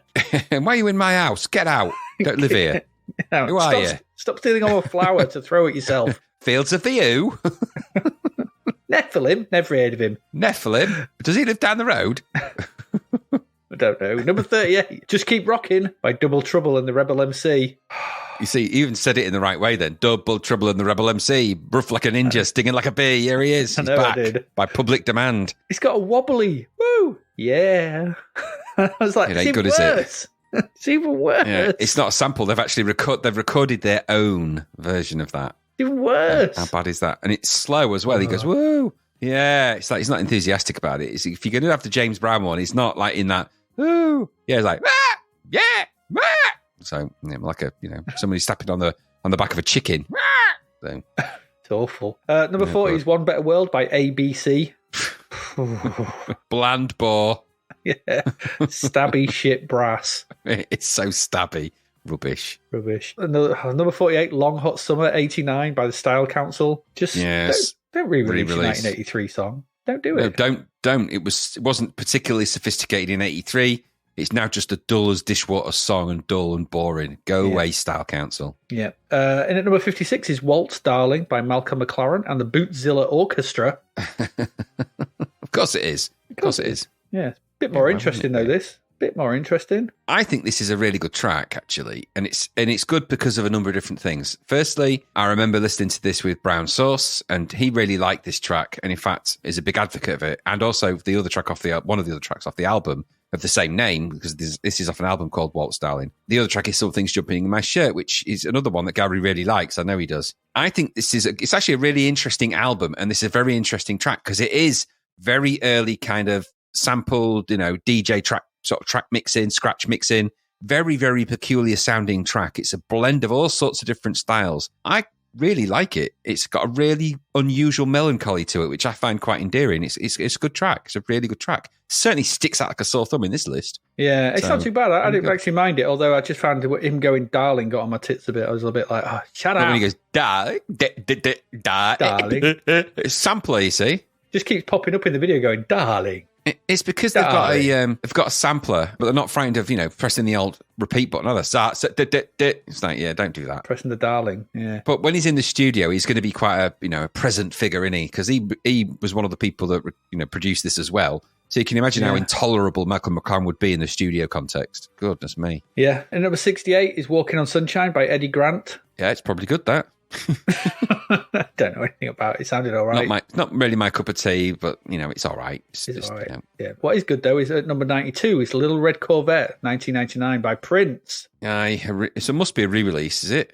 Must be, I guess. It's not Purple Rain. Oh, is it? Yeah, is it Purple? I don't know. It's certainly the video is certainly the look of Purple Rain. He's got the high hair and the sound of Yeah, exactly. So anyway, it is a good track, Little Red Corvette. So it is. It's one of the few tracks by Prince of his thousands that I actually like. So yeah, good chorus. Thousands, yeah. 28th of May. In at number 10 is Express Yourself by Madonna. This is going to go to number 1, isn't it? Yourself, to the test, probably. Yeah, huge track. I mean, yeah, massive. This was sort of the beginning of the Vogue period, wasn't it? The look and that kind of. Yeah, very much so. I mean, what an amazing thing to follow up Like a Prayer with, though. I mean, as if that didn't make you enough money, then you release this one. It's like, wow, okay. He really was the big bankable, musical asset at this time, and the video for this is quite good as well. I think it might even be a David Fincher video, but I'm not 100% sure. You'd have to check that. I know that Vogue was. Number 14 is and Material Girl. Number 14 is Sweet Child of Mine, 1989 by Guns N' Roses. I don't know if it's a re-release. It could quite possibly. They were in that Deadpool film, so maybe they just threw something out. Yeah, do, bip, bip. Yeah, could be. Number 19 is Right Back Where We Started From by Sunita. This. Do you know, right, I think, right, with this. Go on. Firstly, this is trash pop of the highest order, and it's kind of picking up where Sam Fox left off, really. She is being exploited massively. I mean, she's a very attractive, stunning-looking woman, Sunita, still is. And she's talented. There's a good singer in there. There's probably a good, dancer. There's a good performer in there, and I get all of that. But what came across to me in this video was her she's a lot. I mean, it might be just the ratio that it's shot, but she looks alarmingly thinner and seems to be getting thinner in this video. She was than she was in the previous one, and this was kind of the vogue for women in pop at this time. They all started to get thinner and thinner and thinner and thinner. And I'm not saying that that's, you know, I'm not taking a position on anything other than to say that nowadays that tends to not be the case. People can look how they want to look, but here there was kind of a conforming to fit the pop starlet archetype, and again heavily produced, overproduced. Actually, I just think it's just a sad representation. Really, she's not representing all power to women performers and women doing well in music industry here. She's being carefully manipulated and controlled to become just as kind of a part of the brand, and I don't think it's a very good image for women to have, and it's certainly one that there's a backlash against much later anyway. Not to say that she's not a very talented person, but she's just feels like you're just watching an advert for for some marketing thing. It's not very comfortable to watch actually in with a modern lens, I don't think. No, I didn't watch it long. Did you think that? Well, I didn't watch it for very long. I just thought it was a rubbish song. Yeah, it is. Right back where we started from, doo-be-doo and all that, yeah. And number 25 is It Is Time to Get Funky, featuring LRS by D-Mob. Gary was obsessed with saying that. It used to sit there when I was coding in the back in the dark days of being involved, the old Flaky Bit studio. I'd be sat there coding C64. He'd come round and he'd bring his tapes in, he'd just be sat there going, it is time to get funky. It is time to get it. He just used to say that bit over and over. I'm like, God, I remember. I've even used to have like an audio recording of him doing it somewhere where he just sat there doing it for what seemed like an hour. Crazy. Mad. Was that a Police Squad homage at the start of the video? Could easily be Police Squad. Yeah, actually, it does kind of look like the sort of homage, doesn't it? Yeah, I thought it was. Number 30 is Forever Your Girl by Paula Abdul. Now, this. Yeah. I think that somebody sort of sketched this out on a bit of paper with the concept and went, you know what? Do you know what would be a good idea? Let's get loads of children dressed like they do in which video is it? The famous video with the adult women are dressed in very sort of scantily outfits. Oh, the Robert Palmer one, Addicted to Love. Yeah, let's get some 4-year-olds dressed in the same way in the background. That'd be funny. And it's like, then you look at it and you go, what the hell were you thinking? Yeah, because it goes on good. from there, and it's not good. It's not good. It's really, you thought Mini Pops was bad on Channel 4. It's nothing on that video. I bet that video has been buried alive. Yeah, it's a bit. I was like, ooh, no one okay. It's so bad. It's like, what on earth were you thinking of when you made that? Goodness me. Don't know. Number 35 is Song for Whoever by Beautiful South. Do you love this song from the bottom of your pencil case, Adrian? Not from the bottom of my pencil case, no. I don't love it. I think it's all right. It's probably the one track of those I don't really mind. It's all right. Deborah, Allison, do-ba-da-do. Yeah, he starts, doesn't he? I love you from the bottom of my pencil case. Yeah. Yeah, it's all right. And the only other one I remember is that one where they're arguing. So, need a little time to think it over, that one. They're the only two I remember by them particularly. Yeah. In at number 39, though, is Love Made Me by Vixen. Oh, this stupid thing. I mean, I know you're a big advocate of them. You love Vixen. I'm not. I thought this was a bit heavier than the last couple, though, and showing that these girls can truly rock. Yeah, if that's what you call it, yeah. I mean, these are all heavy rotation on Power Hour. This one, again, another one. Yeah, massive backlit, big hair. Loads of feet on monitors, walking around with the mic stand, filming a pre sort of concert footage. It's Bon Jovi, whatever. It's just that in it. It's just it is what it is. No, it's just all the rock video cliches rolled into one stupid production. Yes, it is that, and it's a very cliched song as well. It feels like every other rock song of this type you'll ever hear ever in your life. It certainly does, yeah. Sounds like an advert for a soft drink or a brand of sanitary towel. It could very well be either of those. Let's not get them mixed up. In at number 42 is Joy and Pain by Donna Allen. Your cup of tea, right up your street, this, isn't it? I listened to it and I really wanted a Galaxy Caramel. It is smooth. It's so smooth. The opening's so sleazy, sax smooth. It's like, oh yeah. I brought in like a really rough bit of wood log from outside, and when it came out, it was perfectly smooth. It was so smooth. I could rub it against my skin. I'm like, oh, it's lovely. Number 44, I'm on Automatic. Oh, yeah. This is not smooth. I'm on Automatic by Sharp and Newman. Apparently, I don't know quite popular when they did this sort of stuff together. Who's Sharp? I don't know, just some guy. Bob Sharp. I knew you were going to say bloody Bob Sharp. I was actually going to say Pat Sharp. Could be that. Yeah, it could be very. So slightly. Slightly sharp, yeah. Anyway, this is weird, and it's got a really annoying snare sample because it's the exact same snare sample hit all the way through. So now I've said that to you, when you listen to it, you'll hear it. And it's you mentioned it, and I heard it. Your head in. You do. Yeah. Once you hear it, you can't unhear it. Yeah. And at number 56 is Orange Crush by R.E.M. I know it's not one of your favourite tracks. I like this. I mean, it's what it is. It's a classic track for them before they went stratospheric. A proper. He was always dancing to this bloody song in Gulliver's. Yeah, he was like, if there was a song that was going to get you on the dance floor, it'd be R.E.M. Big fan of R.E.M. This one goes out to. What is this? That one? No, that's not Orange Crush. I got my Orange Crush. It's that one. I always get them mixed up. But anyway, it's Orange Crush. It's the one with Orange Crush in it. Yeah, yeah, that's the one. Number 69 is Shaking the Tree, Shaking the Ass. It's Ysendor and Peter Gabriel. Yeah. Yeah, this is Peter Gabriel going through his Paul Simon phase. Yeah, that's actually a much kinder way of saying what I would have said, but yeah. I mean, don't get me wrong, I like the idea of world music. There needs to be more of that. You know, it can't just be dominated by the same 6 music production engines. You know, it's great that there's world cultures being celebrated and all of that. It did just feel like that was happening, and Peter Gabriel was kind of looking like a goofy idiot. But all right, he's doing his dancing. Yeah, it's just like, and I get it, but it just has that kind of, is this how you drink tea? Well, we don't drink tea like that. So that kind of thing, Maybe. I didn't like that thing about it, but you know what?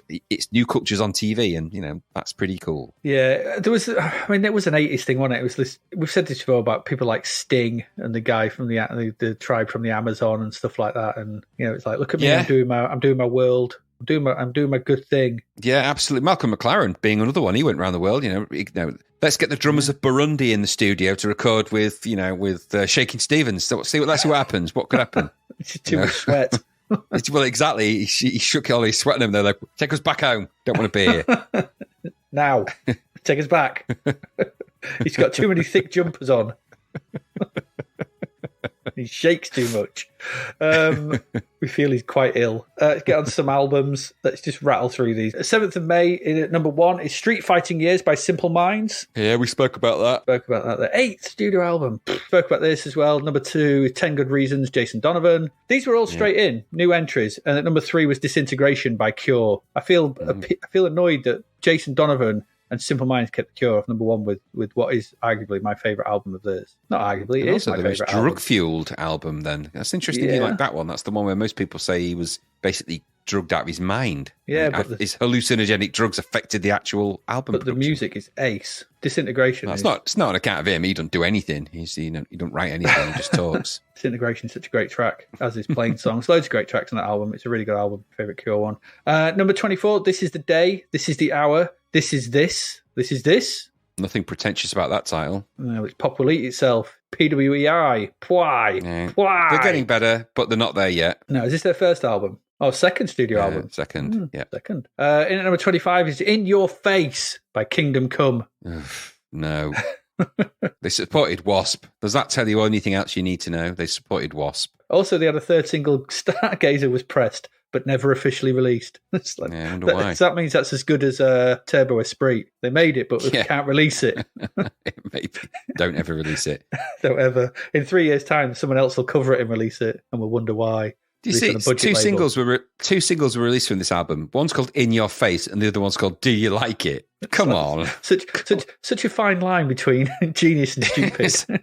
I know the subtlety of what they're trying to say is plain there. It's very detailed. He's the victim on this. Oh, all right. So such a fine line. Oh yeah, such a fine line. Yeah. Where they were still booing Kingdom. They were still booing Kingdom Come when Wasp came on. But they bloody were as well. And at number 32 is The Stone Roses by The Stone Roses. That's a good album, that is. It is a great album. It is a fantastic album, as far as I'm concerned. Just classic song after classic song after classic song on that. So much better than everything else around them in that scene. They really were. But there you go. We spoke about it when the Made in Stone single was. We mentioned that the other week. But you look at the tracks on this, and it's like, bloody hell, what an album! Yeah, it is very good. Clearly, somebody called Colin Larkin had jumped onto the Wikipedia and edited it because it says it's voted number 11 in the 3rd edition of Colin Larkin's all-time top 1,000 albums. Good old Colin. I mean, I rate all my albums by the Larkin scale. It's bizarre. It's like, how many Larkins did you give this? 6. Well, that's good. That's at least 6 then. Larkins. Yeah, that's a Larkin. 7 Larkin. Oh, wow, I'm going to give that a listen.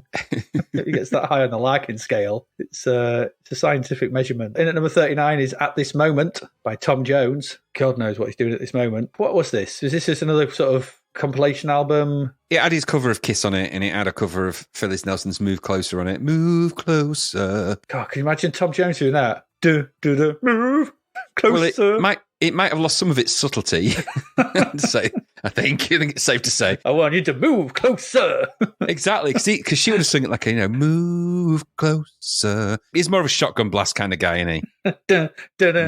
Move. And it's got, it's produced by The Art of Noise as well, some of the tracks on the album. So, Trevor Horn's there in the house again. Oh, again. God.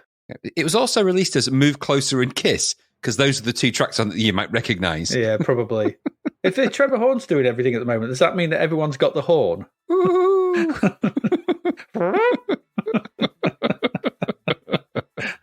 Number 3, dear. 14th of May. In at number 3 is Paradise by Inner City.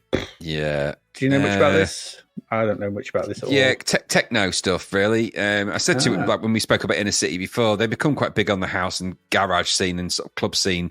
So you'll have heard Inner City tracks if you've been to any nightclubs and stuff like that. Okay. That kind of Detroit techno sound, they kind of were part of that whole thing. Very good. I rate them heavily, but you hear them a lot in sort of Danny Rampling mixes from that time and so on and so forth. Okay. I'll take your word for it. Number 9 is Kaleidoscope World by Swing Out Sister.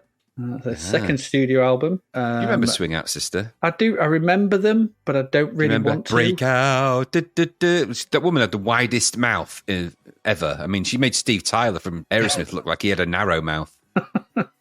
The wide mouth of Swing Out Sister. Well, if she smiled and she was in an ordinary house, it could smash the walls out on either side.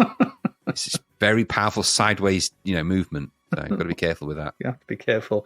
Number 10, Good to Be Back by Natalie Cole. Is it? Is this the one was this who we talked about earlier on being really smooth? That wasn't That was Natalie Donna Cole, Allen. Sorry, it was Donna Allen. Similar kind of thing. Is it? You remember the song "Miss You Like Crazy"? That song. That's all that's on there. All right. Okay. Now this one. In at number 11 is Step Into the Shadows. Now, I've said in the past that I don't do pun titles, but I actually really like that title because it's step in, apostrophe to the shadows. Not to be confused with Step Into the Shadows. That's good wordplay. This is by the Shadows, of course. Those wily old folk, they're good at this. Absolutely. And you made me listen to You Win Again, the cover of You Win Again. I had it on loud and I was walking around the house and I was laughing how Barry Gibbs' lovely voice had just been metamorphosed into the twang of what's his face's Fenders, twangy Fender, Hank Marvin's twangy Fender. He went for a twangy Hank.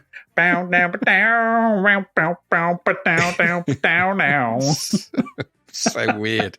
It had me in hysterics. Yeah, going for a twangy Hank aside, which sounds positively rude. It just had me in stitches because it's just not all the power and emphasis of that song. Do do do do with that boom boom sound. They've toned all that down. So that's that kind of down. It's just kind of just like do do do do do do do do do. Twangy, so twangy. And I thought, do you know what? In my mind, I saw like a shootout scene in some kind of, like the scene in The Kingsman. Yeah, it's like the scene in the shootout in the Church of the Kingsman. You could take the music off that, although the music is very good in that anyway. But you could put that music on it. I think it would work. Did you also listen to I Want to Dance with Somebody? I listened to the whole album, Adrian. I mean, I have to ask this question, Whitney Houston, we've said about Whitney Houston, she sounds too much like Whitney Houston, right? Finally, we've got the answer to our prayer. We replace Whitney with the twangy Fender. What difference does it make if I replace Whitney's voice with my twangy Fender? Turns out quite a lot. Yeah. Does kind of take the majesty of that song away, doesn't it? A little. Well, do you know? I mean, what we're doing though. I mean, when we singing and humming and trying to hum the twang sound to you as the listeners, we're actually doing it a slight disservice because we're doing it too fast. What you have to understand is that these songs are all half speed, so it's not like it's I want to dance with somebody. It's it's like the sort of music that you would imagine someone being euthanized to. In fact, you could watch that Soylent Green, that sequence famous sequence where he takes the old guy to go and watch his final days in that big cinema screen and change the music out for the Shadows. Step into the Shadows music. I think it would work. Step into the Shadows. What an amazing thing. When I started out this week, I never knew that was coming. No. Oh, dear. Number 20, Songs to Make the Whole World Sing, Barry Manilow. Compilation album of all the songs that he's used to make the whole world sing. Does exactly what it says on the tin. This is Ron Seal album.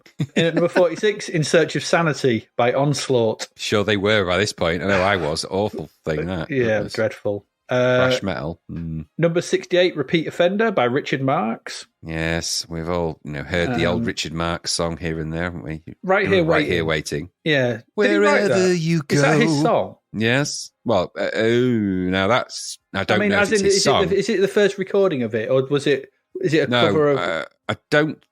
I wouldn't like to say. I don't think so, but that's a Google question, isn't it? Or a Chat GPT these days. Who knows? Yeah, singer and songwriter Richard Marx. It's he wrote and recorded that, first of all. What was your crappy joke about Richard Marx? Richard Marx, something textbooks or so, I can't remember what it bloody was now. Don't know. So crap, forgotten it. Richard Marx, your work down. I don't know. 21st of May, number 4 is Mind Bomb by The. Yes. No. Yes. With Johnny Marr on guitar as well. Great. So it's The Johnny Marr. It's the Arkwright's band. We got the Johnny Marr. No. You come on, Granville. Come on, Granville. We'll get Nurse Gladys Emmanuel on vocals. Your comment is ace there. No. Love that. That should be the review of their album. That would have been your magnum opus if you reviewed this back in the day. That was your review. Just no. I'd have bought you a bloody sherbet fountain for that. Oh, thanks. That's nice. And at number 18 is Blind Man's Zoo by 10,000 Maniacs. It's hard to know what to make of them. Yeah, I don't know. In that 10,000 Maniacs, in that horror film with Robert Englund in. Yeah. Or was it based? Was original one of the Herschel Gordon Lewis ones, wasn't it? Yeah, something like that. Yeah, it is. Yeah, something. It is based on an old horror film name. Yeah. Definitely. Yeah. In fact, Herschel Gordon Lewis is probably right, actually. Yeah. I think it's one of his. There you go. So that's all most interesting about them. Number 23 is Working Overtime by Diana Ross. Her 18th studio album, Graham. Was indeed. Not her most popular, though, unfortunately, for Diana Ross. Not. No. People didn't like it. No. Only peaked at number 116 on the US Billboard. Which is unheard of for a Diana Ross album. Yeah. Shocking. Weird. Shocking things. She needs to get back working with the Bee Gees. She does, yes. And break them free from their chains. Or work with Hank Marvin. He'll help her out. Come over here, Diana. I'll twang you with my Fender. Come over here for a twangy Hank. Oh, Hank. And at number 25 is Big Daddy by John Cougar. That's confused me. Big Daddy's the 10th studio album by American singer-songwriter John Mellencamp. Yeah, John Cougar Mellencamp. Yeah, I know it's John, but I've always known him as. Stop chopping, don't chop and change. You're not John Cougar, you're not John Mellencamp. You're John Cougar Mellencamp. Everyone knows you as that. Yeah, I don't know much about him, actually. It's not a person I've ever listened to a lot, I have to say. Weird that it's a combination of his real name and his original stage name of Johnny Cougar. Okay. He's going to have a name. You may as well have that. Whatever. Number 39 is Larger Than Life by Jodie Watley. There's not a lot going on the album's charts. No. 28th of May, straight at number 1 was The Miracle by Queen. Of course it was. I've already spoken about this. Lots of good stuff going on in there, yeah. I watched the video for The Miracle, by the way, which is probably coming up. That's an odd. More children appearing as grown-ups in tight spandex and stuff. Yeah, it's not good. They're ideas on paper. Don't make them real. Make them real. And at number 3 was Tin Machine by Tin Machine. Now, Tin Machine. It's David Bowie's ill-fated, ill-advised nonsense of a thing. I don't know. I remember this coming out and it was like, what the hell? I couldn't remember what they sounded like. Then you listened, and then the people stopped coming, and the fish, and the sea greens, and the plankton. Because what is that robot? He's a tin machine.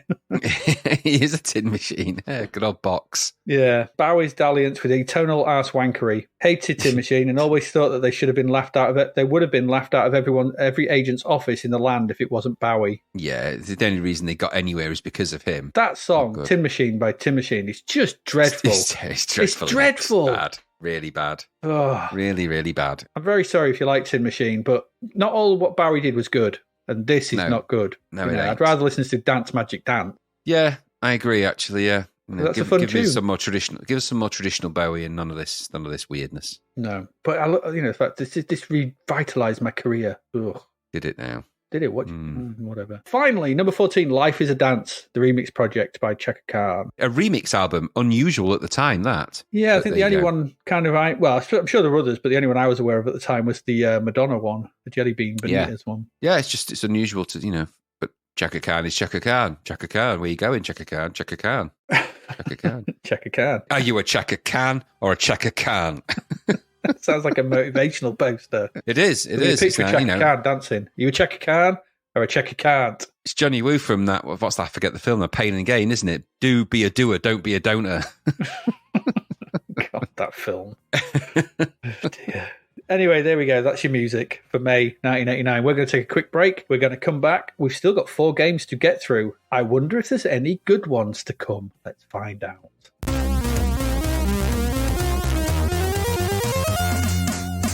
And we're back. Let's waste no time. Let's get straight into it. Still got 4 games to go for this episode. The first one we've got is Realm of the Trolls. Realm of the Trolls. It comes from Rainbow Arts. This is the C64 version of Realm of the Trolls. Or is it, Graham? Down with the Trolls. Ooh, ah! Because I have to say that every time. Whatever. Could be a heavy metal song by Disturbed that never crossed my radar. Anyway, whatever this is, there's 2 names for this, Realm of the Trolls or Down with the Trolls. It's £10. The coder here was Peter W. Tirolf, and the music is by Chris Hulsbeck. A lot of loading in this game. There is. I found there's a lot of loading, slow loading, slowding. And I'm not sure why there's so much loading. I didn't understand it. A lot of loading. I can only think it's because I think this probably was a downport from the Amiga version, because the Amiga version came out at the same time. I don't know whether the Amiga version was made first and then they did this. I don't know what the thing was, but anyway, there's a lot of loading. You'll be asked to insert discs all over the place, which is never pleasant. And the end outcome is not, it's not very pleasant for anyone concerned. So when the game finally loads, we get a confusing title screen. It's all silent. No music here, which is weird. There's an image of what I guess is our elven hero in the entrance to the cave he has to go and explore. Because you see, there is a story here, Graham. There is a story, and it goes thusly. Your uncle often spoke of some mystical place. A place full of dark secrets and evil. That doesn't sound very mystical. It's not Feeling really. It's about time, you set off for these caves. I thought it was a mystical place. To return the treasure that was stolen from the elves and return it to its rightful place. From out of the realm of the trolls, or down with the trolls. Ooh, ah, ah, ah, ah. That's essentially what it is. So you've been told these trolls have nicked our stuff, and you've gone, right, I'm off to get it back. You've got to go through over 200 troll grottos. 200? Await you in this unique, action-packed role-playing game with cartoon-style graphics. That's from the box. I didn't write that. That's from the box. And it's not true at all. This is not a role-playing game. Not in the way I know a role-playing game, anyway. It's true that you play a character, you may be playing a role, but this is not an RPG. No, it's not. It's a flick-scrolling load runner type affair with some decent visuals, I guess, and not a lot else. So, yes. Right. When the game finally loads, we have this title screen, and at the bottom, there are 3 images. And you realise, actually, that's a UI at the bottom. They're options. One is your elf facing off against a troll, I think. The second is a disc with some trolls around it. And the third is a scroll with a sorcerer troll on it, I think. I don't know. And you've got an arrow that you can move about to select which one you want. You can tell this has come from the Amiga because that's a mouse-driven arrow. It is, yeah, totally. It's like, oh, okay, it's an arrow to move around. It would be all right with a mouse. So the first option is to play the game. The second option allows you to play around with some of the parameters of the game. I'm not going to go too much into them. The third option is a level editor, which allows you to change the levels and create new ones for your friends to play on, I guess, if you don't like them. Yeah, it's true. If you select play the game, you can play a normal game, a contest game, where supposedly you can play with up to 8 people. But it told me that option did not have enough memory when I tried to do it. It went, no, not enough memory. Like, You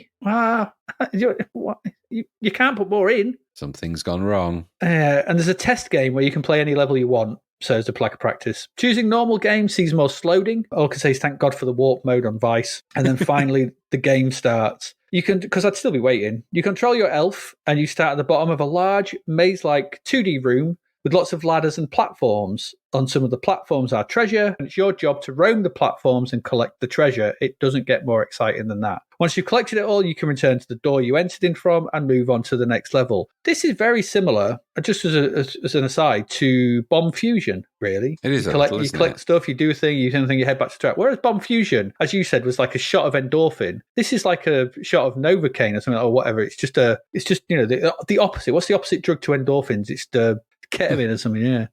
Something like that. So yeah, once you've collected all, you can return to the door. The game takes place in the bottom 2/3 of the screen. The UI is at the top. Here you have your score, what hall you are in, and some bars labelled energy, which is your health, mental, who knows, I don't know what that one was. There's magic for powering your stuff, the attacks you've got, I think. And finally, time, which slowly depletes as you play. So I think that's your timer you've got to complete the maze. Controls are left and right for movement, up to jump, which is the weakest jump I've ever seen in a game. It's so crap. It is. You can't jump up a level, so there's points where you can get stuck. Which is annoying, and down to duck for some reason. I never came across a reason why I ever needed to duck. No, I didn't. So I don't know what that's there for. You can also press space to see a map of the full level at any time and move an arrow around it for some reason. It just goes off after a short period of time, so there's no reason for that arrow. There's also a section of the UI that has some stuff in it for no reason, and another arrow. It's in the top left of the screen. Now, considering you use the same arrow to pick stuff in the initial menus, and you can move the arrow around the map screen, doesn't do anything. I was convinced that I could access that part of the UI and do something, but you can't. Nothing I did allowed me to do. I think it's just ornamentation with an arrow in it. I don't know what it is. I don't understand. Anyway, around the levels, trolls will pursue you relentlessly, and should they get near you, will try and kick you and take away your energy. Should this drop to 0, then it's game over for you. You have a couple of ways of fighting back. You can hold fire and press left or right. Fire's the weakest weapon I've ever known. It's like a little spurt about 3 pixels wide. It goes, what's that? It ain't good. Or you can pull diagonally down and press fire, and this will create holes in the floor for the trolls to fall in. Be wary though, if you do this on the bottom level, which I did, the thickness of the floor is too much for you to jump out of. So don't fall in the hole like I did, because I thought I could walk over the troll's head that I dropped in there, which would make sense. You'd think. So that's it. And that's about it. You wander about these mazes, and they don't scroll properly. I'll come to that in a minute. What we have here, I don't think it's not even Load Runner. Do you know what this reminded me of? Was Space Panic. Yeah, actually, good call. So that, the game that considered the very first platformer predates Donkey Kong, because that was essentially moving up ladders, monsters, digging holes to drop them in. I mean, the collecting stuff's a bit more Load Runner, I guess, but essentially it's Space Panic, this. It's with fancy trousers on. It's just Space Panic.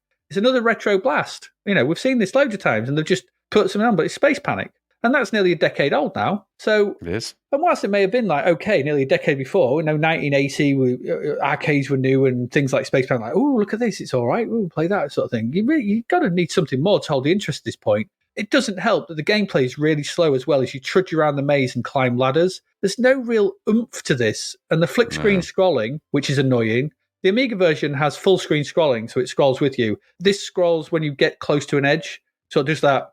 Get close to an edge, across, get going up a ladder, upwards. It's not great. It just makes everything feel even worse. The main sprite's okay. There's some nice animation on the main character. He's okay. It's not too bad. The trolls are okay wandering about, but there's not a lot else. The music's okay. It's not one of Fuelspec's best. It's a bit on the nothing-y side.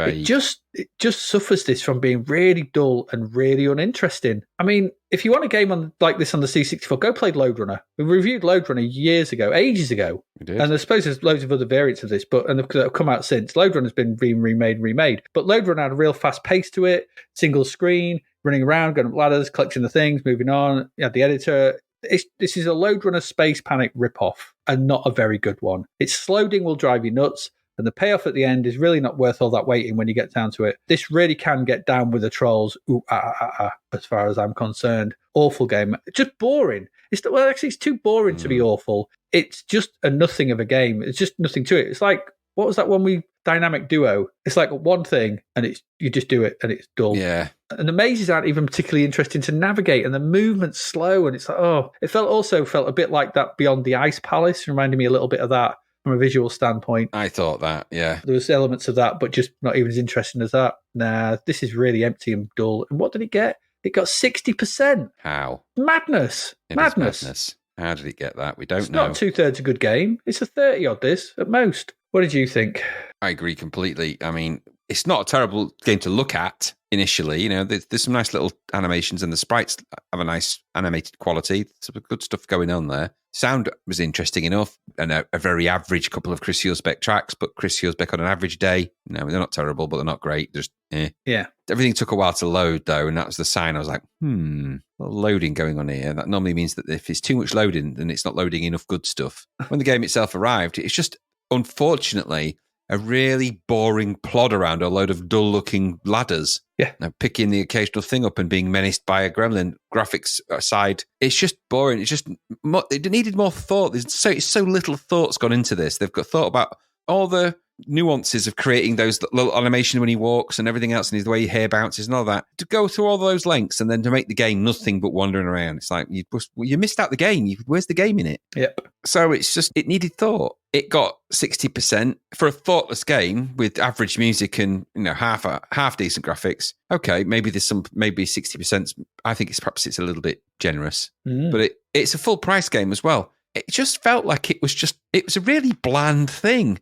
And it really shouldn't have been. It had all the sort of promise of it not being. It looked like it could be something really special if someone had actually put a game in it, but they didn't. So it ended up being pretty boring. And I was like, well, I've played games where I wander around a lot, and there's something really interesting. At least you weren't being attacked by enemies every second. But even if you were, thank God you weren't, because you wouldn't have been able to do anything with that crap weaponry. Yeah. So, and like you, I found myself, clearly, when you've got things like crouch animations and stuff like that, then you know that there was more game to come that never made it in. So perhaps this was just, they were like, just release it. You've had 6 months to build this thing. This is as far as you've got, release it. But it isn't very good. So sorry, didn't enjoy it at all. No. A good idea spoilt by not having a game in it. I think this is another one of those games where on the Amiga, it may get past at this point because the graphics are going to be a lot better and people will sort of forgive it a little bit because it looks nice and scrolls smoothly. You downport it and you take all those things away, right. And you're like, we saw what we saw with Pteropods. Yeah, I think you're exactly right there. But yeah, not a good game, that one. No, the Realm of the Trolls is not a place I wish to visit. It can stay there as far as I'm concerned. It's a silly place. It is a silly place. Let's move on to our next game.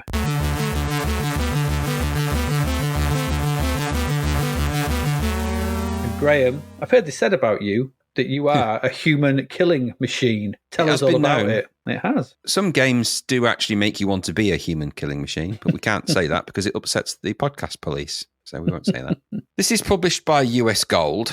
It was a game that achieved a grand 31% for the C64 version. It was £9.99. It was coded by somebody called Mark Hay Hutchinson. But in reality, this is a Tiertex game. Now, you might remember Tiertex, US Gold's development division, and they made Street Fighter, which is no coincidence, really, when you think about it. Mm-hmm. The musician here is Mark Tate. Now, my first impression of this was, what in God's name is this? What is it? Don't know. The advertising for this is abhorrent. It's the guy pulling out a massive Bowie knife. It's quite a provocatively violent cover, and I think completely unnecessary. And actually, I think it got them into some bother here and there because it's just not the kind of representation you want. It's not the idea of a game called Human Killing Machine with a guy in the front dressed in combats with a giant knife. We're not far off. There was a range of incidents in the UK over time, and these kind of covers are very provocative, and they don't do anyone any favors to have this kind of imagery out there. It's just not a good thing. So that aside, this is clearly an attempt at a Street Fighter game. Another one. Maybe US Gold were trying to right the wrongs of Street Fighter, knowing that they'd produced literally a piece of shit. Maybe this was their attempt to do that. Well, they're never going to do it with this. When it starts, is it me, or does it strike you that the logo for this looks like a weird Indiana Jones style typeface? Yeah, it does very much so. Yeah, it's even got Indiana Jones style colouring. Really odd title screen. And the idea of the game is you have to fight your way through forget how many levels it is. I've not noted down, but you have to fight your way through a series of fights. It's basically Street Fighter. So you'll go from location to location to location. I think you fight 2 fighters in each location. I think there's 8 locations. You fight 2 fighters in each location. And at a certain point, you'll be punching dogs again. Think about punching dogs this episode. Don't punch them. It's not a nice thing. Don't punch dogs. It hurts. Really hurts them. They don't like it. No. Anyway, so the game will start. And when Blinky, you missed if there was a loading screen, it sort of flew past me. I can't imagine it be any good if there is one. And I don't remember it. So if there is one, it's probably crap. And I don't remember it. But it then went to a sort of text on the screen, giant bold text that said, basically, you're going to Russia kind of thing. I was like, okay. And then the game just started, and there it was, this weird but colourful background of some kind of Russian-inspired building, I think. I think that's what it was. Meant to be some kind of temple, similar to the first level of Street Fighter, one might say, where you're I think it's supposed to be the Russians. Kremlin, isn't it? Is it the Kremlin? It could be. It wouldn't surprise me, because I'm not sure if there's some kind of half-assed story to this game. I couldn't find a lot of instructions or anything that were particular to this. There's loads of different versions of it. But in reality, I think the idea is that you're actually fighting soldiers, I think, at this point. And I don't know. It's just a fighting game with a kind of side dressing on it. And you are in Russia and for this, but it's as you are in Street Fighter, fighting Russians as you do in Street Fighter. It's basically the same thing. When the game does start, the top 2/3 is the game window with tiny, tiny, wee little fighting sprites, so no bigger than an amoeba. It's the tiniest fighting game. Tiny fighting. If this was Street Fighter, it'd be like, tiny Street Fighter. Hey, it's little tiny Street Fighter. Alley Fighter. It is.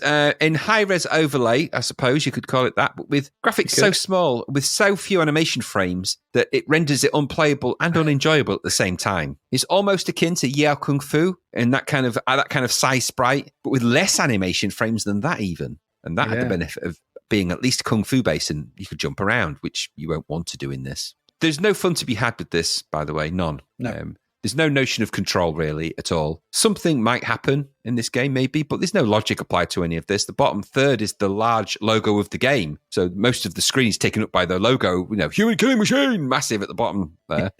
And then a crap Spectrum looking UI with the name of your character. You play a character, by the way, called Quan. You do. And which is basically another version of Ryu, essentially. It's just Ryu. Yeah. But you play Quan in this one. And the first player that you're against in level 1 is called Igor. And by the way, that if you think that Igor, the Russian, is, well, that sounds a bit stereotypical. Work your way through this game and you're going to meet even more of them. And I'm not going to even bore you with the stereotypical names of the fighting characters in this, but you can use your imagination. You go from country to country to country. We're not in good territory with this. No, we're not. So there's this crappy Spectrum-esque UI, and then sort of, which has an image of your player-ish, like a black and white stamp image of them.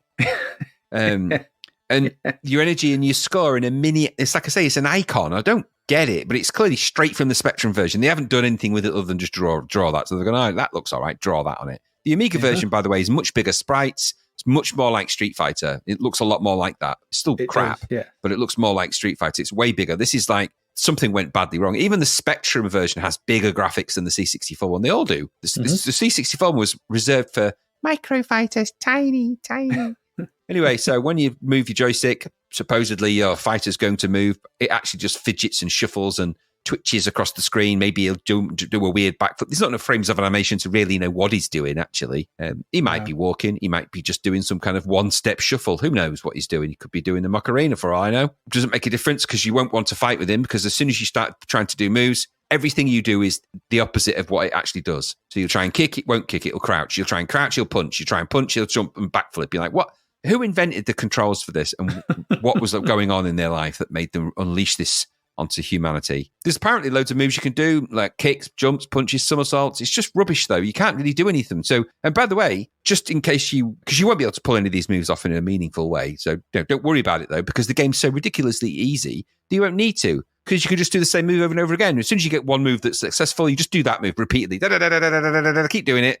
And then eventually Igor will be no more. Yeah. And that's kind of how this game works, because once you find a successful move, they have no logic and AI fighting ability at all. They just stand there and let you hit them repeatedly. And by the way, they do regain their energy, but in a stupid twist, your energy does very little damage to them. So you have to really hammer the buttons to keep hitting them to reduce their energy down. Yeah. If you just do the odd tap, their energy regains quicker than you can take it down. So you can never beat them unless you do that particular move. Stupid, that, isn't it? So you'll shuffle and fidget your micro fighter across the screen with the joystick, or you won't. You'll try that, but it won't work, because that's not what this game's really about. Now, I'm going to pause there and just take a moment to just take stock of other things that are around. So many, many moons ago, we reviewed Way of the Exploding Fist, two-player fighting game with really big sprites that did a one-on-one fight with lots of competent moves and really good sound effects. And we said that should have been a gold medal, and so it should have been. Later, then, we looked at International Karate, competent two-player fighter with large sprites, with lots of complex moves, all in the right places that probably should have been a gold medal and really wasn't. We then looked at IK Plus, a three-player game with large sprites, larger than average sprites, actually, that is a competent fighter with lots of moves that you can do backflips and jump kicks and all sorts of stuff. Very competently programmed. Didn't achieve gold medal status, but you know what? You can't have everything. Then there was Fist 2 Tournament, large two-player fight game with energy levels in it, energy bars across the top. Well, energy numbers, but energy in it. So it wasn't just a one-kick knockdown. You could actually fight and go into battle a little bit. Quite a step forward, that. Then there was Fist Plus. Well, we don't normally mention Fist Plus, but I mention it in context because it had giant fighters in it. Now, I don't get why, in a world where you have all of those games with giant sprite fighters in them, that you think it would be a good thing to release a game with fighters the size of stamps. I don't get it. Let alone make it uncontrollable and make the moves uncontrollable. I don't understand what the purpose of this game is. This is utterly rubbish. And it's worse than Street Fighter because at least Street Fighter was an attempt to be something else. Now, believe it or not, US Gold actually went to Capcom and pitched this as let us make Street Fighter 2. No, we'll give it to us. This is what we've made. Look at what we've made. This is Street Fighter 2. And Capcom apparently looked at this and just went, get out. So they released this as Human Killing Machine because it was meant to be Street Fighter 2, and you can sort of see it all the way through. You can see how they've really lined this up to be that, eagerly thinking they'll love it. They thought Street Fighter was great. Nobody ever said that. Nobody said those words. It was bloody rubbish. So you haven't looked at all the games that are better than this and bigger. You haven't even looked at the games that are worse than this, but probably the same size. But, there's plenty of them around. So this is just utterly rubbish. It's the worst fighting game I think I've seen on the system because the animation moves just don't make any sense and the sprites don't make sense. The graphics aren't terrible in of themselves. They're well realized in that kind of high-res overlay kind of way. Okay, I get that. But there's nothing else to it. You can't do anything. The game doesn't work. And if you do manage to beat the first fighter, well, you will beat them. But if you can be bothered to beat them is actually the thing. Even when the dogs come on, you're like, what on earth is that thing? Yeah. Look, dogs have 4 legs and they're pretty animated creatures as it goes. I don't know what this stiff-looking block monster came shuffling towards me like some kind of splat. It looked more shat than born. I don't know what that was. Awful thing. So it's more colourful and high-res, I get that, but this is just an unplayable, turgid mess of a thing. No, apparently, right, on the Amiga, this was $14.99. So this was budget Amiga game territory. I know. So, and this is their first budget foray on the Amiga. Beggars belief, then. It beggars belief that this was $9.99 on the C64. So how can you release it as budget on the Amiga, but release it as full price on the C64? It does not make sense. It doesn't make any sense to me anyway. There is nothing good here, Adrian, nothing. It's a terrible, well, I'm not even going to call it a fighting game. It's a shuffle game, and it's a bad one of them. It's bad to control. What music there was, I suppose, maybe passable. Maybe that's the only thing you can say about it. The graphics, maybe they realised, okay, I don't know. But the sprites are too small, the moves are crap, the controls are bitty, the game makes no sense, it's bloody rubbish. No, don't get it. No. I mean, if this was what you were thinking would be a sequel to Street Fighter, how deluded were US Gold at this point? Goodness me. Goodness me. Now, there's a really good article. I won't go into all the article. I'll post it in the show notes. I recommend that you read it. There's a really good website called thebadgamehalloffame.com. It's a great resource. And there's an entire section of the whole thing based around Human Killing Machine and all the different variations of that. I strongly recommend that anyone who listens to this podcast go and give that a read because it's fascinating. It's a really good in-depth analysis of all the brouhaha and crazy. And if you really want to see how nasty and dodgy and dirty the games industry was at a certain point and certain magazines, you know what, bow your heads in shame because some of the reviews for this were giving it, really high percentage rates, like 10 out of 10 in some of the Spectrum magazines because the review was written by the people from US Gold. Oh, dear. And published in the magazine word for word. They were even name-checking their friends. Hang your heads in shame magazines. Go and read that because honestly, it makes it's terrifying reading. It's unbelievable because there was a lot of this going on. A lot of the US Gold and a lot of these other companies were paying some of these magazines big bucks to get their games in there and make them say positive things about them. That ain't good. But what did you think? It's awful. It's a dreadful thing. I'm glad you said that because I think if you went, I really like it. I'm like, what? My first sentence here, is this someone, because obviously I didn't look into the background of your review, so is this just someone trying to get some mileage out of the US Street Fighter engine? It looks awfully familiar. Doesn't it just? Awfully familiar. Oh, what is this? It's not a good fighting game, this. The music was all right. I found you could pull off some moves relatively easy, but it was only once you learned, I think it was down towards and fire. Just did that sort of double sort of low kick. You just keep doing once that. you found a move that works, you'll just keep doing that move. There's no logic to that after that. And obviously, Way the Exploded Fist had the down leg sweep. It's a down leg sweep, isn't it? It always works. Fighting itself is boring. There's no sense of impact or anything. There's no sound effects. It's just music. There's no sound. You don't need them, do you? No. Like you said, I suppose the graphics are not too bad in the tiny fighter high-res overlay kind of way, and the backgrounds are but I don't like the idea of fighting against a dog and a bull. Let's just put that in there. There's no need for that. Human killing machine, you're not really, are you? You're killing dogs and bulls. Yeah, it's not nice. I'm not sure what they're trying to achieve with this, because like you've said, and like we've said many times, Exploding Fist, IK Plus, Barbarian, another one. They all exist. And if you're going to do a fighting game, you got to be better than those, or at least approaching them, or doing something different. Not just talking about like big sprites and things like that. I'd rather go play that Thai boxing or Bangkok Nights than this, because both of those were way, way better than this. It's just not very good, this in the slightest. It's just a bad fighting game. I mean, it's not Ninja Hamster bad, so it's not down there. And I do think it's probably better than the Street Fighter conversion, whatever the thing was. If it's on a par, maybe I think it's a little bit better, but it's still a bad game. It's not, but when you say, well, it's not as bad as Street Fighter, that's like, well, okay, that's what. Not much is it really? Not much is. It's down there though. It's down there. This is a bad game. Stupid title as well. No need for it, is there? Just rubbish. And like you said, it's very representationally questionable, should we say? But it ain't good, is it? It ain't good. It ain't good. Human killing machine. It ain't good. That should have been the tagline. Good. Let's move to the next one. Hopefully that'll be better. Hotshot. Gary like Hotshot.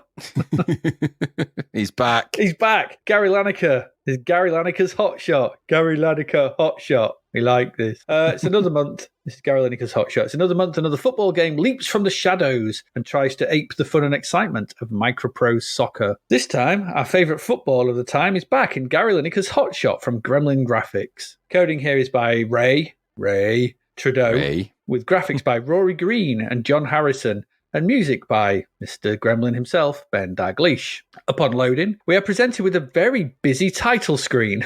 The title screen is this was like, I'm overwhelmed. There's too much on there. It's got credits, logos, names, and options all vying for position. It's like, what am I supposed to be looking at? I can't tell. Stuff like that. But I'll tell you what to look at. At the bottom, there's a football. And underneath this, and it's really weird there's an option highlighted with some raster bars. And above the football will be the choices for that option. This seems backward to me. I agree. Yep. Surely you'd have the header above the football and the choices below it if you're going to do it this way. Or not have the football at all. So you give yourself some more bloody space. So you moving left and right. Okay, changes. I don't know how to explain this, but moving left and right changes the options available. So you've got a load of options, and each one will come at you. Move left and right. So the first one, you can choose your pitch type, and you can play on either grass or AstroTurf. The next one is you can change Team 1 and Team 2's colours. So, because what will happen is you move along, it'll change too, and then the top option, which should be at the bottom, but it's at the top, will say red or blue, and you can flick between them using up and down, and that's how you change there. It's really weird. It's a really odd bloody console system for this, and dead unintuitive. You can pick sound effects for music or music for in-game. You can change the pitch colour. I've always wanted to play on claret grass. Haven't you? And I did. It was stupid. You can play against a computer or another human. You can change the length of each half from 5, 10, 15 or 45 minutes, I think. And you can finally change the difficulty level. Well, you're Division 1, so you're playing Division 1, 2, 3 or 4. Like I said, you change any of these options with up and down, and getting to those options with left and right, it's a stupid menu system. It's really ridiculous. I didn't like it. But anyway, once you've sorted that out, you press fire to start the game. Now, depending on the difficulty, this is where it gets really weird. You get one of 4 teams to choose from. Now, from each division, so you'll have Division 1, Division 2, Division 3, Division 4. Oddly, the teams are all different magazines from the time. I don't know why. You just get the option, and you do get the option to change the name of them if you so desire. So if you're in Division 2, you can pick Zap. I think you can Commodore user of somewhere, and there's Amiga Force, and all these different your Sinclair. There's all different magazines. They're all in different divisions. I don't know what was going on. Whatever. Once you're happy with the team, you can press fire, and the game can begin. So the first thing you'll notice, if you didn't pick a claret pitch, because that's the first thing you will notice, you've got a claret pitch. Who thought that was a stupid option?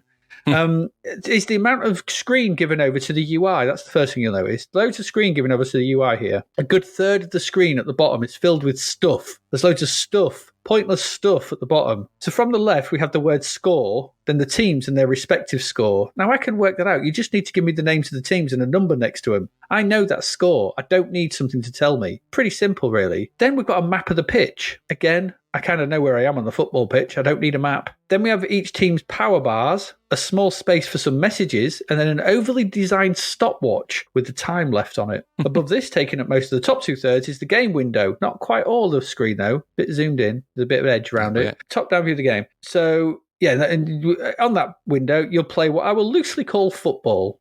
I'll loosely call it football. I think you're being kind. There's another top-down view of the game, trying to do what Micropro Soccer did so well, but just failing. Controls are very similar. 8-way movement controls your player. When you have the ball, you can hold down fire and your player will just stop. In the UI, your power bar will start to grow and then shrink, and letting go of fire kicks the ball in the direction you're facing with the power selected. So if it's full bar, it'll hit it as much as you can, low bar, blah, blah, blah. If you hold the joystick in the opposite direction, just like you could in Micro Soccer, you'll kick it backwards. Do a hover kick, and using the diagonals, kicks it in those directions instead of straight forward. You don't get banana kicks, you just get kind of off to the left or right slightly kicks. Should you not have the ball, then supposedly you can slide in on the opposition if you press fire when running.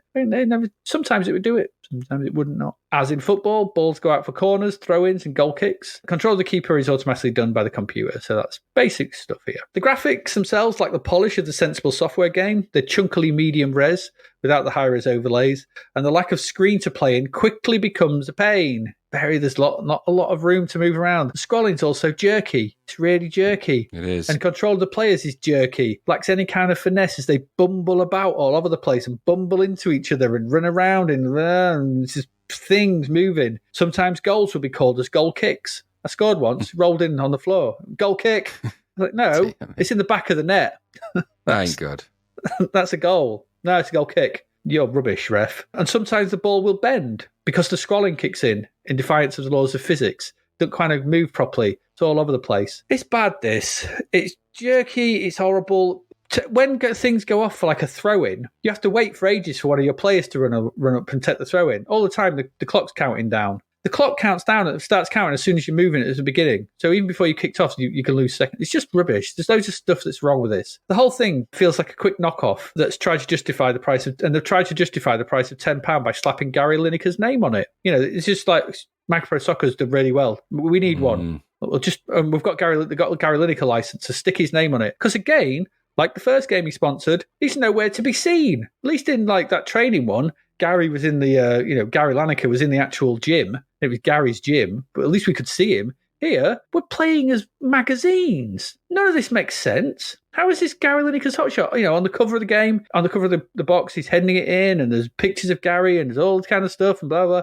No, none of that in here. The teams and magazines, there's no player names. It's just a basic Micropro Soccer ripoff with Gary Lineker's name slapped on it. That Super Cup football we looked at was way better than this. Better controls, graphics, scrolling, and played an okay game of football. Took up most of the screen, played fine, way better. If you want a game of football that looks like Micropro Soccer, came out before Micropro Soccer, go play Super Cup football. Much better. This is better than 4 soccer simulators, don't get me wrong, but the number of options flatters to deceive, because none of them mean anything. Like I said, who wants to play on a claret pitch? I think the ball bounces slightly more if you pick AstroTurf. If you pick AstroTurf, it's just a flat colour. If you pick grass, they've done that cyan shading like they did in Micropro Soccer. It's exactly the same. But just once into the game, you realise just how good Micropro Soccer really was and how bad all these wannabes really are. It's arseball. It's rubbish. Just crap. I'm just really getting fed up now with these shitty football games that we're having to wade through that you just know are all garbage, and it got 53% and another joke. Just a rubbish football game. Terrible. Plays terribly, plays jerkily, doesn't play like anything. No, everyone's just running about crap. Go play Micropro Soccer or Super Cup. Much better.